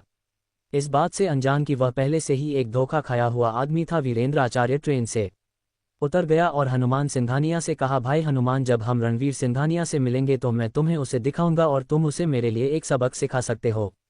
फिर मैं तुम्हें वह 10,000 रुपये तुरंत हस्तांतरित कर दूंगा। हनुमान सिंघानिया मुस्कुराया और जवाब दिया, पैसे की कोई बात नहीं, अब हम दोस्त हैं। अगर कोई तुम्हें परेशान कर रहा है तो इसका मतलब है कि वे मुझे हनुमान सिंघानिया को परेशान कर रहे हैं और बेशक मैं उन्हें जाने नहीं दे सकता। वीरेंद्र आचार्य तुरंत कृतज्ञ महसूस किया और उत्साहपूर्वक हनुमान सिंघानिया का हाथ हिलाया। भाई हनुमान, मैं तुम्हें अपना भाई मानता हूँ। भविष्य में कुछ भी हो बस मुझे शब्द देना और मैं बिना सोचे समझे तुम्हारी सेवा में हाजिर हो जाऊंगा। हनुमान सिंघानिया जोरों से हंसा और वीरेंद्र आचार्य के कंधे पर हाथ मारा। अच्छा भाई। फिर उसने तान्या की ओर देखा जिसने शर्मीले और आकर्षक अंदाज में जवाब दिया और दोनों ने एक संदिग्ध मुस्कान का आदान प्रदान किया। वीरेंद्र आचार्य ने उनकी असामान्य बातचीत पर ध्यान नहीं दिया। उसका ध्यान सामने की ओर खींचा गया क्योंकि उसने रणवीर सिंघानिया और आर्या सिंह को देखा। उसने जल्दी से उन्हें दिखाया और पुकारा, हनुमान। वह रणवीर सिंघानिया उधर है। उसकी उंगली का पालन करते हुए हनुमान सिंघानिया ने रणवीर सिंघानिया को कुछ सेकंड तक घूरा और फिर उपहास करते हुए कहा, सिर्फ एक साधारण व्यक्ति उसे उसकी जगह दिखाना मेरे हाथ के एक इशारे जितना आसान होगा। उसके बाद उसकी नज़र आर्या सिंह पर पड़ी। उसकी आंखें चमक उठी और उसने कहा, धत, इतनी खूबसूरत महिला ऐसे हारे हुए आदमी के लिए कैसे गिर सकती है? यह एक सुअर को एक सुंदर गोभी को बर्बाद करने देने जैसा है। वीरेंद्र आचार्य ने सहमति में सिर हिलाया। कौन जानता है कि उसने उसे लुभाने के लिए कौन सी चाल चली, लेकिन अंत में वह सिर्फ एक मुफ्तखोर है, हम पुरुषों के लिए एक वास्तविक अपमान। अपनी आंखें घुमाते हुए हनुमान सिंघानिया ने फिर कहा, सिर्फ इसलिए कि उसने ऐसी सुंदरता को फंसा लिया, मुझे उसे उसकी जगह दिखानी होगी। बस देखना मैं उसे कैसे जमीन चटाता हूँ। ये कहकर वह तेजी से रणवीर सिंघानिया और आर्या सिंह के पास पहुंचा। वीरेंद्र आचार्य और तान्या ने एक दूसरे को देखा और जल्दी से पीछे पीछे चले गए। रणवीर सिंघानिया और आर्या सिंह आराम से आगे बढ़ रहे थे। जैसे ही हनुमान सिंघानिया रणवीर सिंघानिया के पास से गुजरा, उसने जानबूझकर अपने कंधे से उसे धक्का दिया, फिर रुक गया। रणवीर सिंघानिया की ओर मुड़ा और ठंडी आवाज में कहा, तुम मुझे धक्का क्यों दे रहे हो? रणवीर सिंघानिया और आर्या सिंह दोनों रुक गए। रणवीर सिंघानिया ने हनुमान सिंघानिया की ओर देखा और कहा, क्या तुमने मुझे धक्का नहीं दिया? हनुमान सिंघानिया ने अपना मुंह टेढ़ा किया, बकवास बंद करो, तुमने मुझे धक्का दिया था, अब मुझसे तुरंत माफी मांगो। उसकी आवाज़ तेज थी जिससे आसपास के लोगों का ध्यान खींचा गया और एक भीड़ जल्दी से तमाशा देखने के लिए इकट्ठा हो गई। आर्या सिंह ने हनुमान सिंघानिया की ओर झुंझलाकर कहा, तुम्हें क्या हुआ है? तुमने ही तो किसी को धक्का दिया था और फिर भी तुम माफी मांग रहे हो, ये बिल्कुल तरकीन है। हनुमान सिंघानिया मुस्कुराया और कहा, सुंदरी, भले ही तुम उसका बचाव करना चाहती हो लेकिन झूठ बोलने की जरूरत नहीं है ना? आर्या सिंह का चेहरा क्रोध से भर गया। उसने पहले कभी किसी ऐसे व्यक्ति से मुलाकात नहीं की थी जो इतनी बेशर्मी से झूठा आरोप लगा रहा हो। इस पल वीरेंद्र आचार्य पास आया और चिल्लाया, सही कहा, तुमने ही तो उन्हें धक्का दिया था, मैंने अपनी आंखों से देखा था, और अब तुम उन पर झूठा आरोप लगा रहे हो। तुम दोनों नीच हो। तान्या ने समर्थन किया, बिल्कुल, कितने बेशर्म। उन दोनों को हनुमान सिंघानिया का समर्थन करते देखकर रणवीर सिंघानिया तुरंत समझ गया कि क्या हो रहा है और मन ही मन उपहास किए बिना नहीं रह सका। एक आक्रामक लहजे में हनुमान सिंघानिया ने घोषणा की, बस तुम्हें पता चले, मैं एक युद्ध कला विशेषज्ञ हूं और मैं महागुरु पद पर पहुंच गया हूं। अगर तुम मुसीबत नहीं चाहते तो अभी मुझसे माफी मांगो। उसने रणवीर सिंघानिया की ओर देखा, ये देखते हुए कि इस सुंदरी ने तुम्हारी तरफ लेने के लिए झूठ बोला। आज तुम्हें घुटने टेक कर मुझसे माफी मांगनी होगी, वरना यह बात यहीं खत्म नहीं होगी। आसपास के दर्शक हनुमान सिंघानिया के शब्दों को सुनकर सदमे और भ्रम के मिश्रण में दिखाई दिए। महागुरु पद, ये क्या होता है? महागुरु पद युद्ध कला में एक महान गुरु का स्तर है जो अपनी इच्छा से जीवन ले सकता है। ये लड़का अब मुसीबत में है। एक महागुरु स्तरीय युद्ध कला विशेषज्ञ से झगड़ा मोल लेकर उसे अपनी क्षमता से ज्यादा मुसीबतें उठानी पड़ेंगी। आसपास के लोगों की व्याख्या सुनकर सभी ने रणवीर सिंघानिया को कुछ सहानुभूति के साथ देखा, लेकिन वे नाटक के बढ़ने और ये देखने के लिए भी उत्सुक थे कि रणवीर सिंघानिया स्थिति को कैसे संभालेंगे। रणवीर सिंघानिया ने हनुमान सिंघानिया को घूरा और उदासीनता से कहा, तुम चाहते हो कि मैं घुटने टेकूं? क्या तुम इसके योग्य हो? हनुमान सिंघानिया ने उपहास किया, तुम खुद को क्या समझते हो? अगर तुम खुद घुटने नहीं टेकोगे तो मुझे तुम्हें जबरदस्ती कराना होगा। रणवीर सिंघानिया हंसा, तो जरूर कोशिश करके देखो। हनुमान सिंघानिया का चेहरा ठंडा पड़ गया। उसे उम्मीद नहीं थी कि रणवीर सिंघानिया इतना दुस्साहसी होगा। उसने अनुमान लगाया कि रणवीर सिंघानिया शायद यह नहीं समझता कि महागुरु पद का वास्तव में क्या अर्थ है। चारों ओर देखते हुए उसने पास में एक बड़ी चट्टान देखी, उस पर दौड़ा, अपनी आंतरिक शक्ति एकत्र की और उसे लात मारी। चट्टान तुरंत टूट गई जिससे दर्शक चौंक गए। हनुदे सिंघानिया ने फिर रणवीर सिंघानिया की ओर देखा, अभी भी यकीन है कि तुम घुटने नहीं टेकोगे? विचलित रणवीर सिंघानिया मुस्कुराया और कहा, पक्का। वीरेंद्र आचार्य ने रणवीर सिंघानिया की अवज्ञा देखी और उपहास करते हुए कहा, इस आदमी में वाकई अपनी नश्वरता की कोई समझ नहीं है। हनुमान की एक लात अगर किसी पर पड़ जाए तो निश्चित रूप से जानलेवा होगी। वह अपनी इज्जत बचाने के लिए अपनी जान जोखिम में डालने को तैयार है। वह बस बेतुका मूर्ख है। पास खड़ी तान्या ने मुस्कुराते हुए कहा, क्या ये हमारे लिए और भी अच्छा नहीं है? अब हम इस मूर्ख को पीटते हुए देख सकते हैं। वीरेंद्र आचार्य की आंखों में उत्सुकता की चमक कौंध गई और वह मुश्किल से अपनी मुस्कान रोक पाया। हनुमान सिंघानिया ये देखकर कि रणवीर सिंघानिया उसकी शक्ति से नहीं डर रहा था, ठंडी सांस ली और तीर की गति से हमला किया। हवा के चीरने की आवाज़ गूंजी और भीड़ को मुश्किल से उसकी आकृति की एक झलक मिल पाए। इतना शक्तिशाली, कई लोगों ने आश्चर्य से कहा। अगले ही पल एक जोरदार धमाका सुनाई दिया। फिर एक आकृति हवा में उड़ती हुई चली गई। तेज गति के कारण भीड़ को यह भी ठीक से नहीं दिखा कि क्या हुआ, इससे पहले कि कोई उड़ता हुआ चला गया।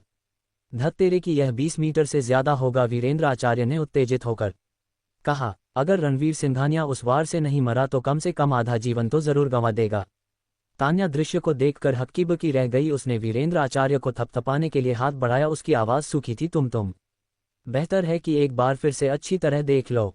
वीरेंद्र आचार्य थोड़ा भ्रमित होकर फिर अपनी नज़र सामने की ओर घुमाए और ये देखकर भयभीत हो गया कि रणवीर सिंघानिया अभी भी उसी जगह खड़ा था जबकि हनुमान सिंघानिया गायब हो गया था। ये कैसे संभव है? उसका ध्यान उस आकृति पर था जो उड़ गई थी और गति के कारण उसने ठीक से नहीं देखा था कि वह कौन था।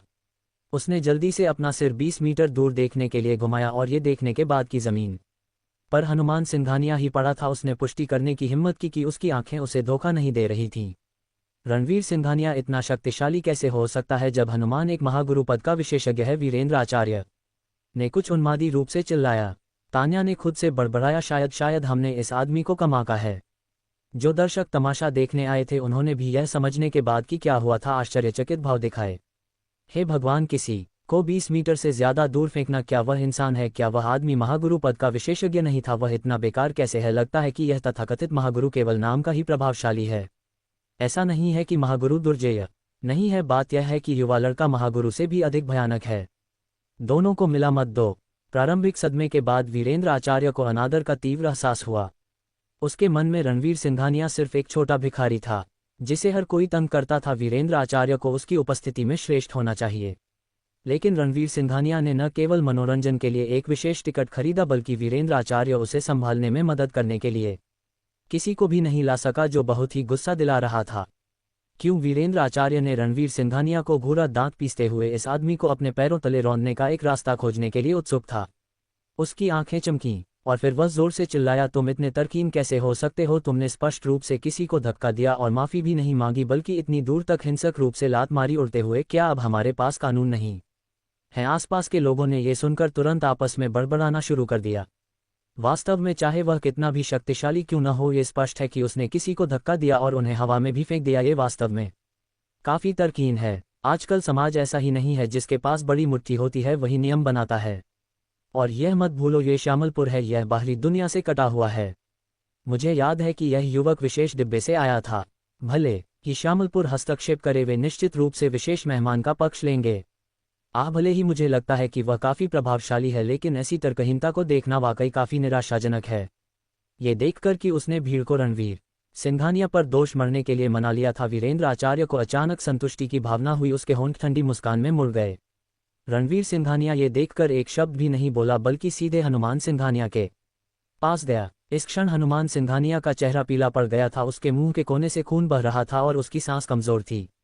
रणवीर सिंघानिया की लात ने उसे लगभग यमराज के पास भेज दिया था, लेकिन सौभाग्य से हनुमान सिंघानिया के पास महागुरु पद की शक्ति थी और रणवीर सिंघानिया ने जान से मारने की नीयत से लात नहीं मारी थी जिसने उसकी जान बचाई।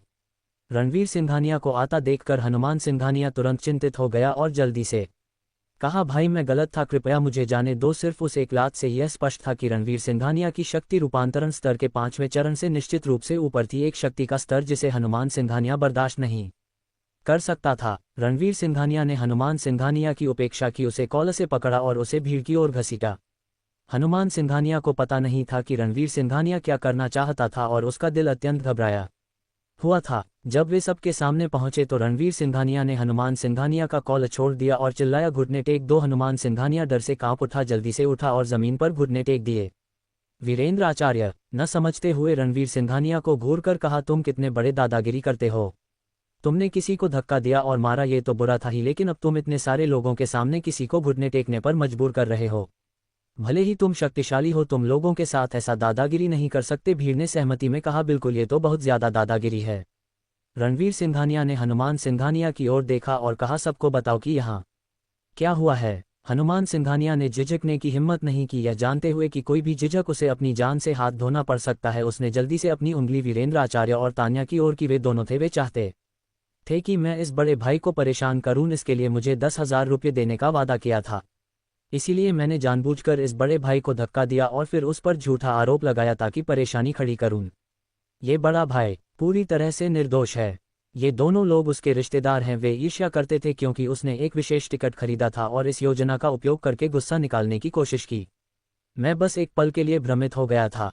जब मैंने उनकी बात मान ली, वीरेंद्र आचार्य और तान्या के चेहरों का रंग उड़ गया। वे कभी कल्पना भी नहीं कर सकते थे कि हनुमान सिंघानिया उन्हें इतनी आसानी से बेच देगा। तुम बकवास कर रहे हो, हम वैसे लोग नहीं हैं, वीरेंद्र आचार्य ने जल्दी से तर्क दिया। हनुमान सिंघानिया ने ठंडी सांस ली। नाटक बंद करो, अगर तुम्हारी बेवकूफ़ सलाह नहीं होती तो मैं ऐसे दुर्जय व्यक्ति से पंगा नहीं लेता। मैं तुम्हारी वजह से लगभग मारा गया था। अब मैं झूठ क्यों बोलूँगा और तुम्हें सच बताऊँ, मुझे उन 10,000 रुपये की भी परवाह नहीं है। मैंने इसलिए सहमति दी क्योंकि तुम्हारी प्रेमिका ने मुझे चोरी छिपे चूमा था।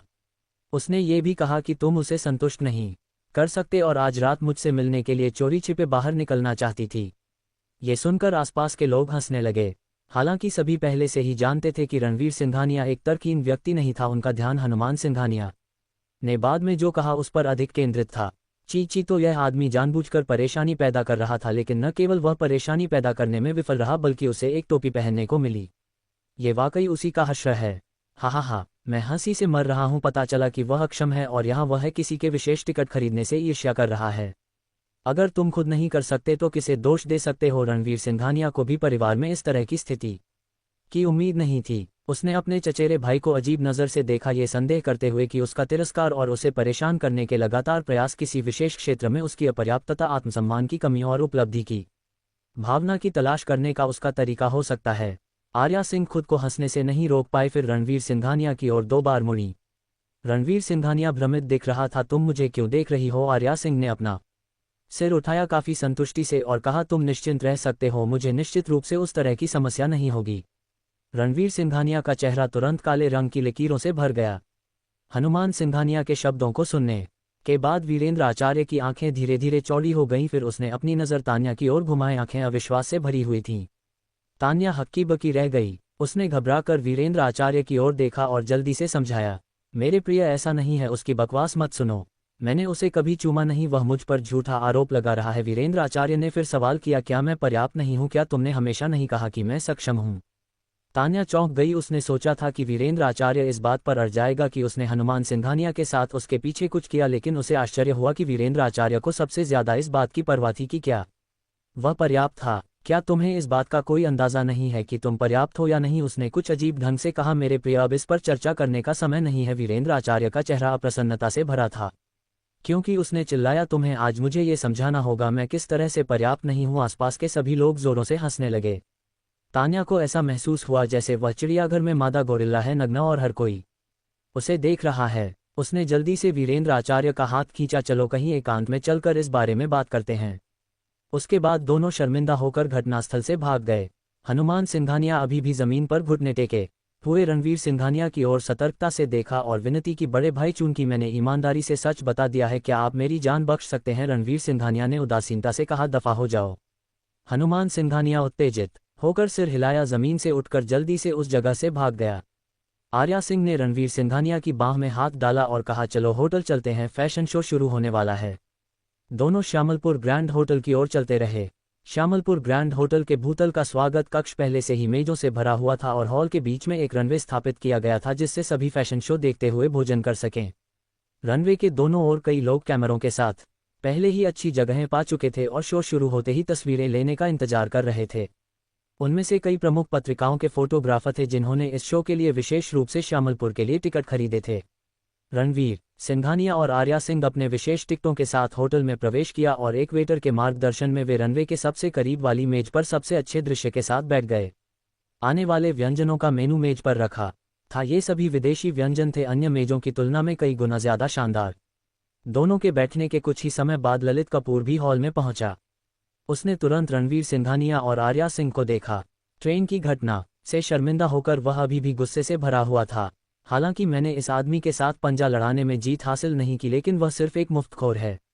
आर्या सिंह शायद उसे सिर्फ इसलिए पसंद करती है क्योंकि वह मजबूत है, यह उसकी अपनी क्षमता है, इसलिए मैं अन्यायपूर्ण रूप से पराजित नहीं हुआ हूं। लेकिन जब बात निवल मूल्य की आती है तो यह मुफ्तखोर निश्चित रूप से मुझसे मुकाबला नहीं कर सकता। तो जब फैशन शो शुरू होगा मैं आर्या सिंह के लिए कपड़ों का एक सेट खरीदने का अवसर लूंगा, जिससे रणवीर सिंघानिया को यह एहसास होगा कि वह मेरा मुकाबला नहीं कर सकता। शायद तब आर्या सिंह मेरे बारे में अपनी राय बदल देगी। इन विचारों के साथ ललित कपूर तेजी से रणवीर सिंघानिया और आर्या सिंह की ओर बढ़ा। कुमारी अनन्या सिंघानिया एक विश्व-प्रसिद्ध शीर्ष डिजाइनर के रूप में उनकी आधुनिक सौंदर्यबोध और अद्वितीय शैली है। उनके डिजाइन अक्सर लोगों को एक ताजगी भरी अनुभूति देते हैं। उनके फैशन शो को यहां देखना वाकई यात्रा सफल रही।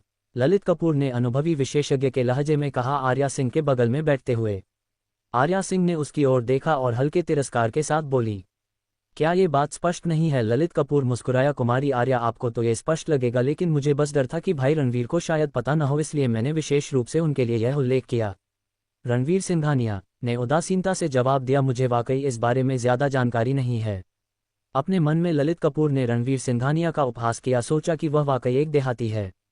अगर वह सचमुच अमीर होता तो उसे अनन्या सिंघानिया के बारे में कैसे नहीं पता होता। आखिरकार एक मशहूर डिजाइनर होने के अलावा वह उच्च वर्ग में एक शीतल सुंदरी के रूप में भी प्रसिद्ध थी, जिसकी खूबसूरती आर्या सिंह से कम नहीं थी। कौन जानता था कितने बड़े उद्योगपति उसके चरणों में गिड़गिड़ाते थे। कुछ ही देर में एक महिला जो एक अद्वितीय शैली की लंबी पोशाक पहने हुए थी, उसकी मोहक और आकर्षक काया थी और उसके घुंघराले बालों के नीचे कभी भी मलाईदार सफेद अजगर जैसी टांगें दिखती थीं। आंखों पर धूप का चश्मा लगाए रैंप पर नजर आए। आर्या सिंह का चेहरा उत्साह से चमक उठा। उन्होंने रणवीर सिंघानिया से कहा, देखो वह अनन्या सिंघानिया है। रणवीर सिंघानिया ने एक पल के लिए ऊपर देखा और फिर अपना सिर नीचे करके अपने फोन से खेलने लगे। आर्या सिंह ने भ्रमित होकर पूछा, तुम उन्हें क्यों नहीं देख रहे? क्या वह खूबसूरत नहीं है? रणवीर सिंघानिया मुस्कुराए और बोले, कितनी भी खूबसूरत क्यों न हो, वह मेरी प्रेमिका जितनी सुंदर नहीं है। मैं उनकी बजाय अपनी प्रेमिका को देखना पसंद करूंगा। आर्या सिंह ने आंखें घुमाईं, लेकिन मन ही मन बहुत खुश हुई। ललित कपूर जो उनके बगल में बैठा था, अनन्या सिंघानिया को देखकर लगभग लार टपका रहा था। ऐसी लुभावनी सुंदरी के साथ बस एक रात बिताने पर इस जीवन में मुझे कोई पछतावा नहीं रहेगा। दुर्भाग्य से उसे ये भी अच्छी तरह पता था कि अनन्या सिंघानिया उन लोगों की ओर भी नजर नहीं डालती थी जिनकी संपत्ति अरबों खरबों में थी, तो उसकी क्या बिसात जिसकी संपत्ति केवल 50 करोड़ रुपये थी। उसने आर्या सिंह की ओर देखा और मन ही मन सोचा कि उसकी खूबसूरती अनन्या सिंघानिया से ज्यादा कम नहीं थी और उसके मानक भी उतने ऊंचे नहीं थे। अगर वह उसे हासिल कर पाता तो वह बहुत खुश होता। उसने अपने दोस्तों से आर्यांशु फॉर्मा के बारे में पूछा था और लगभग सभी ने कहा था कि उन्होंने इस कंपनी के बारे में नहीं सुना। तो उसने अनुमान लगाया कि आर्यांशु फॉर्मा शायद एक छोटी कंपनी थी। आखिरकार उसकी जिम कंपनी एक राष्ट्रीय चेन थी और एक छोटी कंपनी की मालिक को पटाना उसके लिए आसान काम होना चाहिए। अनन्या सिंघानिया मंच पर थी, सब कुछ व्यवस्थित करने का निर्देश दे रही थी इससे पहले कि वह रंगमंच के पीछे चली जाती। थोड़ी देर बाद रात्रिभोज आधिकारिक रूप से शुरू हो गया और फैशन शो ने अपनी धमाकेदार शुरुआत की। एक के बाद एक आकर्षक काया वाली मॉडलें पेशेवर चाल के साथ अनन्या सिंघानिया के नवीनतम डिजाइन पहने हुए रैंप पर आईं और हॉल में सभी का ध्यान अपनी ओर खींच लिया। लोग खाते पीते देखते रहे और कुछ पुरुष मॉडलों की काया से इतने मोहित थे कि वे अपने खाने के बारे में भूल गए। आर्या सिंह अपनी नज़रें मॉडलों द्वारा पहने गए कपड़ों पर टिकाए हुए थी, कभी भी टिप्पणियां भी कर रही थीं। काफी देर बाद रैंप शो समाप्त हुआ और मॉडलें कतार में खड़ी हो गईं। एक मेजबान मंच पर आया हर कपड़े की शैली और विशेषताओं का परिचय देने लगा और उनकी कीमतें घोषित की। कुल 32 कपड़े थे, जिनमें सबसे सस्ता 18 लाख रुपये से ज्यादा का था, जबकि सबसे महंगा 58,80,000 रुपये का था। ये कीमतें सुनकर बाहर की भीड़ ने आश्चर्य से आह भरी। हालांकि वे श्यामलपुर की यात्रा का खर्च उठा सकते थे, लेकिन एक कपड़े पर लाखों रुपये खर्च करना अभी भी उनके लिए बहुत असाधारण था। मेजबान ने सब कुछ पेश करने के बाद मुस्कुराते हुए पूछा, हमें कुमारी अनन्या सिंघानिया की अनुमति है। यदि किसी को आज दिखाए गए पीस पसंद आए हैं तो वे उन्हें घर ले जाने के लिए पैसे खर्च कर सकते हैं। यह अवसर अत्यंत दुर्लभ है, इसलिए जो भी इच्छुक हो वह अभी कार्रवाई करे। उसकी नज़र रैंप के सबसे करीब की मेज़ों पर पड़ी, यह महसूस करते हुए कि केवल इन मेज़ों पर बैठे लोग ही वास्तव में इन कपड़ों का खर्च उठा सकते थे। रणवीर सिंघानिया ने आर्या सिंह की ओर मुड़कर पूछा, क्या तुम्हें कोई पसंद आया? आर्या सिंह ने मॉडलों को घूरते हुए कहा, नंबर 3, 11 और 19 को छोड़कर जो बहुत अच्छे नहीं हैं, बाकी सब खूबसूरत हैं। कुमारी अनन्या सिंघानिया का डिज़ाइन कौशल वाकई प्रसिद्ध है।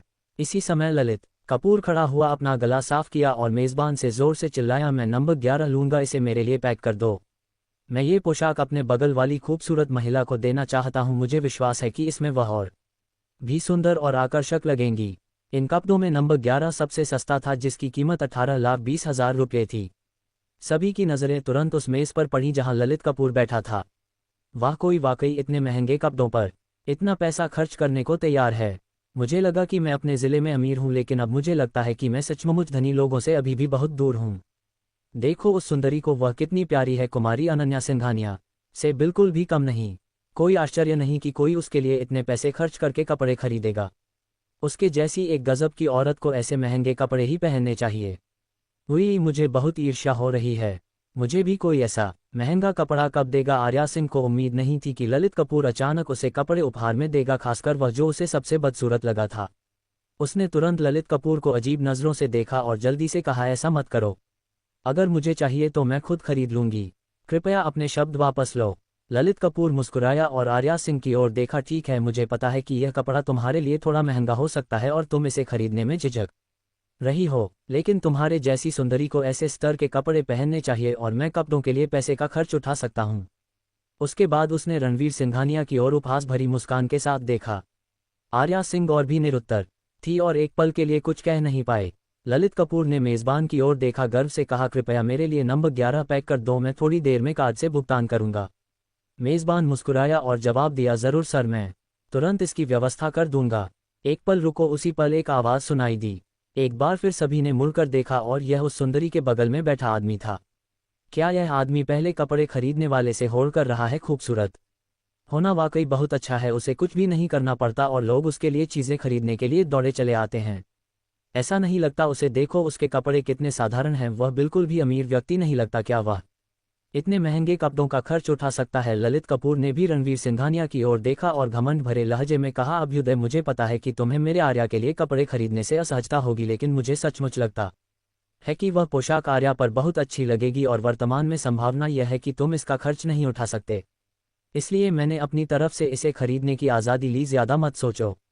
रणवीर सिंघानिया के चेहरे पर एक उपहास भरी मुस्कान आ गई और अपनी आंखें ललित कपूर पर टिकाए हुए उन्होंने कहा, किसने कहा कि मैं इसका खर्च नहीं उठा सकता? ललित शर्मा थोड़ा चौंक गया, फिर मुस्कुराकर बोला, रणवीर सिंघानिया, तुम मेरे साथ इस बात पर क्यों मुकाबला कर रहे हो? 18 लाख मेरे लिए कुछ भी नहीं है, लेकिन ये तुम्हारी पूरी जिंदगी की बचत हो सकता है। सिर्फ अपने अभिमान के लिए दिवालिया होना क्या सही है? रणवीर सिंघानिया ने अपना होंठ सिकोड़ा, मुझे माफ करना, लेकिन मैं अपनी गर्लफ्रेंड के लिए कपड़े खुद खरीदूंगा, तुम्हें पैसे खर्च करने की ज़रूरत नहीं है। इसके अलावा तुमने सबसे सस्ता और भद्दा कपड़ा चुना है। आर्या उसे पहनना पसंद नहीं करेगी। ललित शर्मा का चेहरा तुरंत सख्त हो गया और उसने ठंडी सांस ली। भले ही मैंने सबसे सस्ता चुना, लेकिन ऐसा इसलिए है क्योंकि मुझे लगता है कि यह आर्या के स्वभाव से सबसे ज़्यादा मेल खाता है और कम से कम मैं इसे खरीद सकता हूँ। तुम आर्या के लिए कौन सा खरीद सकते हो? बगल में आर्या सिंह मन ही मन में हंस पड़ी। तुम और वह कपड़ा स्वभाव में पूरी तरह से मेल खाते हो, तुम्हारा पूरा परिवार ही उस कपड़े से पूरी तरह मेल खाता है। रणवीर सिंघानिया ने ललित शर्मा को नज़रअंदाज किया और मेज़बान से कहा, नंबर 3, नंबर 11, नंबर 19। सभी के चेहरे आश्चर्य से भर गए।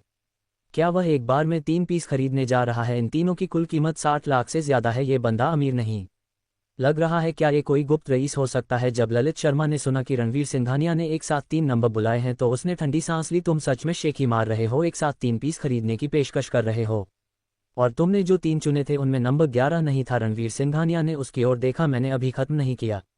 ललित शर्मा ने उपहास किया, अब क्या बेहतर होगा कि तुम मेज़बान के साथ मजाक न कर रहे हो। रणवीर सिंघानिया ने उस पर ध्यान नहीं दिया बल्कि मेज़बान से कहा, मुझे वे 3 पीस नहीं चाहिए जिनका मैंने पहले जिक्र किया था, बाकी सब मेरे लिए पैक कर दो। पूरा हॉल शोर से भर गया। सबके चेहरे पर अविश्वास का भाव था। कुछ का मुंह इतना खुला था कि उसमें पूरा अंडा समा सकता था। उसने कहा कि वह सारे कपड़े खरीदना चाहता है। क्या मैंने सही सुना? तुमने गलत सुना। उसने कहा कि नंबर 3, 11 और 19 को छोड़कर बाकी सब पैक कर दो। धत, बाकी सब पैक करने में कितना पैसा लगेगा? एक मोटे अनुमान के हिसाब से मुझे डर है कि यह लगभग 8 करोड़ के आसपास होगा। यहाँ तक कि मंच पर मेज़बान भी हैरान रह गया। उसे प्रतिक्रिया देने में कई सेकंड लगे, फिर उसने जल्दी से पूछा, जनाब, अगर मैंने सही सुना तो आपने अभी कहा कि उन तीनों को छोड़कर बाकी सब पैक कर दिया जाए? उसने सोचा, फिर जोड़ा, पहले पूछो कि क्या यहाँ कोई है जो मुझसे मुकाबला करना चाहता है? अगर कोई है तो मैं कीमत 1 करोड़ और बढ़ा दूंगा। मेज़बान ने निगल लिया, फिर माइक्रोफोन से सबसे पूछा, क्या कोई इस सज्जन से मुकाबला करना चाहता है? अगर कोई करता है तो ये सज्जन बोली, में 1 करोड़ और जोड़ देंगे। क्या किसी के पास इस सज्जन से ज्यादा की पेशकश है? पूरा हॉल अचानक शांत हो गया। किसी ने आवाज़ निकालने की हिम्मत नहीं की। आखिरकार 1 करोड़ और ज्यादा की पेशकश करने के लिए किसी को 10 करोड़ की पेशकश करनी होगी। यहाँ मौजूद लोगों में शायद ही कोई इतना पैसा कपड़ों पर खर्च करने को तैयार हो। जब किसी ने कुछ नहीं कहा तो रणवीर सिंघानिया ने ललित शर्मा की ओर देखा और पूछा, क्या तुम मुझसे मुकाबला करने जा रहे हो? वे सब समझ गए थे कि ललित शर्मा और रणवीर सिंघानिया एक खूबसूरत औरत के लिए मुकाबला कर रहे थे, इसलिए वे जानना चाहते थे कि ललित शर्मा कैसे पलटवार करेगा। ललित शर्मा रणवीर सिंघानिया की बातों से स्तब्ध रह गया। उसे उम्मीद नहीं थी कि रणवीर सिंघानिया इतना घमंडी होगा कि वह एक बार में वे सारे कपड़े खरीद लेगा, और जब उसने रणवीर सिंघानिया का सवाल सुना तब जाकर उसे होश आया। उसका चेहरा लाल हो गया। उसकी कुल संपत्ति केवल 50 करोड़ थी और वह ज्यादातर कंपनी के बाजार मूल्य में थी। उसके पास मुश्किल से ही कोई नकद पैसा था। उसके लिए कला के काम होने पर भी कपड़ों के कुछ लेखों पर 1 करोड़ खर्च करना तो बिल्कुल असंभव था। भले ही वह तैयार हो जाए, वह एक साथ इतना पैसा नहीं दे सकता था। अपने आसपास के लोगों की आंखों को महसूस करते हुए ललित शर्मा ने अचानक खुद को एक अजीब स्थिति में पाया। अगर वह इस समय जवाब देने का कोई तरीका नहीं सोच पाता तो वह सबका मजाक बन जाएगा। जैसे ही वह बेचैनी से समाधान सोचने की कोशिश कर रहा था, उसे एक विचार आया और उसने तुरंत रणवीर सिंघानिया पर गुस्से से देखा, ये कहते हुए, कोई भी शेखी मार सकता है, मैं भी कह सकता हूं कि मैं पूरे शक्तिनगर को खरीदने जा रहा हूं। तुम यहाँ सिर्फ बातें कर रहे हो, क्या तुम वास्तव में इतना पैसा पेश कर सकते हो? सकता है कि तुम हम सबको मूर्ख बना रहे हो। जब लोगों ने ये सुना तो उन्होंने वापस रणवीर सिंघानिया की ओर देखा। यह असंभव नहीं था। आखिरकार रणवीर सिंघानिया ऐसे किसी व्यक्ति की तरह नहीं दिख रहा था जिसके पास इतना पैसा हो। मेजबान को भी यह याद आया तो उसे भी संदेह होने लगा। उसने कुछ देर सोचा, फिर रणवीर सिंघानिया से विनम्रता से कहा, जनाब, चूंकि यह पहली बार है कि मुझे ऐसी स्थिति का सामना करना पड़ा है, किसी भी अनावश्यक गलतफहमी को रोकने के लिए हम पहले संपत्ति सत्यापन क्यों नहीं कर लेते? ललित शर्मा ने तुरंत उपहास किया, क्या बात है? क्या तुम्हें डर है कि सत्यापन तुम्हें बेनकाब कर देगा? अगर तुम्हारे पास पैसा नहीं है तो बेहतर होगा कि तुम दादागिरी न करो, वरना समय आने पर तुम मजाक का पात्र बनोगे। मेजबान को भी संदेह था। वह सोच रहा था कि क्या ये बंदा सिर्फ बकवास कर रहा था। अगर ऐसा होता तो उसे अभी सुरक्षा कर्मियों को बुलाकर इस आदमी को बाहर फेंकना पड़ता। रणवीर सिंघानिया ने ललित शर्मा को नजरअंदाज किया और इसके बजाय भारत गौरव कार्ड निकाला और मेजबान को दे दिया। मुझे लगता है कि तुम ये कार्ड देखने के बाद समझ जाओगे। ललित शर्मा ने उपहास किया, क्या तुम मजाक कर रहे हो? किसी को सिर्फ एक कार्ड दिखाना, वे क्या देख सकते हैं? क्या तुम्हें लगता है कि मेजबान के पास ऐसी आंखें हैं जो एक बैंक कार्ड को स्कैन कर सकती हैं और बैलेंस देख सकती हैं? जब मेजबान ने बैंक कार्ड लिया तो उसके विचार ललित शर्मा के जैसे ही थे, लेकिन जब उसने बैंक कार्ड का डिजाइन देखा तो वह थोड़ा रुक गया। उसकी आंखें अविश्वास से चौड़ी हो गईं। उसने जल्दी से कहा, जनाब, मुझे वास्तव में अफसोस है। आपके साधनों के साथ इन कपड़ों को खरीदना पूरी तरह से संभव है। मैं ज्यादा चिंतित था। ललित शर्मा की आंखें चौड़ी हो गईं। उसने मेजबान को घूरकर देखा, कुछ हद तक अविश्वास करते हुए, और पूछा, तुमने सिर्फ उसके बैंक कार्ड पर एक नज़र डाली, तुम्हें कैसे पता चला कि उसके पास इन कपड़ों को खरीदने के साधन हैं? वहां मौजूद कई लोगों को भी यही संदेह था। हालांकि सिर्फ कुछ ही लोगों ने कुछ सोचा और ऐसा लगा जैसे वे समझ गए हों। उनके चेहरे पर सदमे के भाव आ गए। मेजबान हंसा और फिर रणवीर सिंघानिया का बैंक कार्ड सबको दिखाया, समझाते हुए, देवियों और सज्जनों, मुझे समझाना दीजिए। इस सज्जन का बैंक कार्ड, जिसका नाम भारत गौरव कार्ड है, सिर्फ उन्हीं को उपलब्ध है जिनकी कुल संपत्ति 1000 करोड़ से ज्यादा है। कार्ड खुद ही विशेष सामग्री से बना है जिसे दोहराया नहीं जा सकता, एक नज़र में आसानी से पहचाना जा सकता है। इसलिए मैं इतना निश्चित था कि इस सज्जन के पास इन कपड़ों को खरीदने के साधन हैं। ललित शर्मा हक्का-बक्का रह गया। उसने अविश्वास से रणवीर सिंघानिया की ओर मुंह फेरा, खुद से बुदबुदाते हुए, भारत गौरव कार्ड, 1000 करोड़ की कुल संपत्ति, यह कैसे संभव है? रणवीर सिंघानिया ने मुस्कान के साथ ललित शर्मा की ओर देखा, पूछते हुए, क्या तुम्हें अभी भी कोई संदेह है? दोस्तों, कैसी लगी आपको आज की कहानी? पसंद आई ना वो ट्विस्ट, वो ड्रामा और वो मिथिक वाइब वाला मैजिक? अगर दिल कहे वाह मजा आ गया तो लाइक जरूर ठोक देना। कमेंट में बताना कि अगला एपिसोड किस तरह का देखना चाहते हो, रोमांस, बदला या फिर कोई सुपरनैचुरल धमाका। और हां, अगर अब तक सब्सक्राइब नहीं किया तो तुरंत कर लो, क्योंकि अगला पार्ट आने वाला है और भी ज्यादा धमाकेदार। याद रखो, यहां हर कहानी सिर्फ कहानी नहीं होती, ये एक एहसास है, एक वाइब है, मिथिक वाइब। तो मिलते हैं अगले एपिसोड में, नई कहानी, नए ट्विस्ट और वही पुराना मिथिक मस्ती वाला अंदाज। स्टे ट्यून्ड, स्टे वाइब्ड, क्योंकि कहानी अभी बाकी है दोस्तों।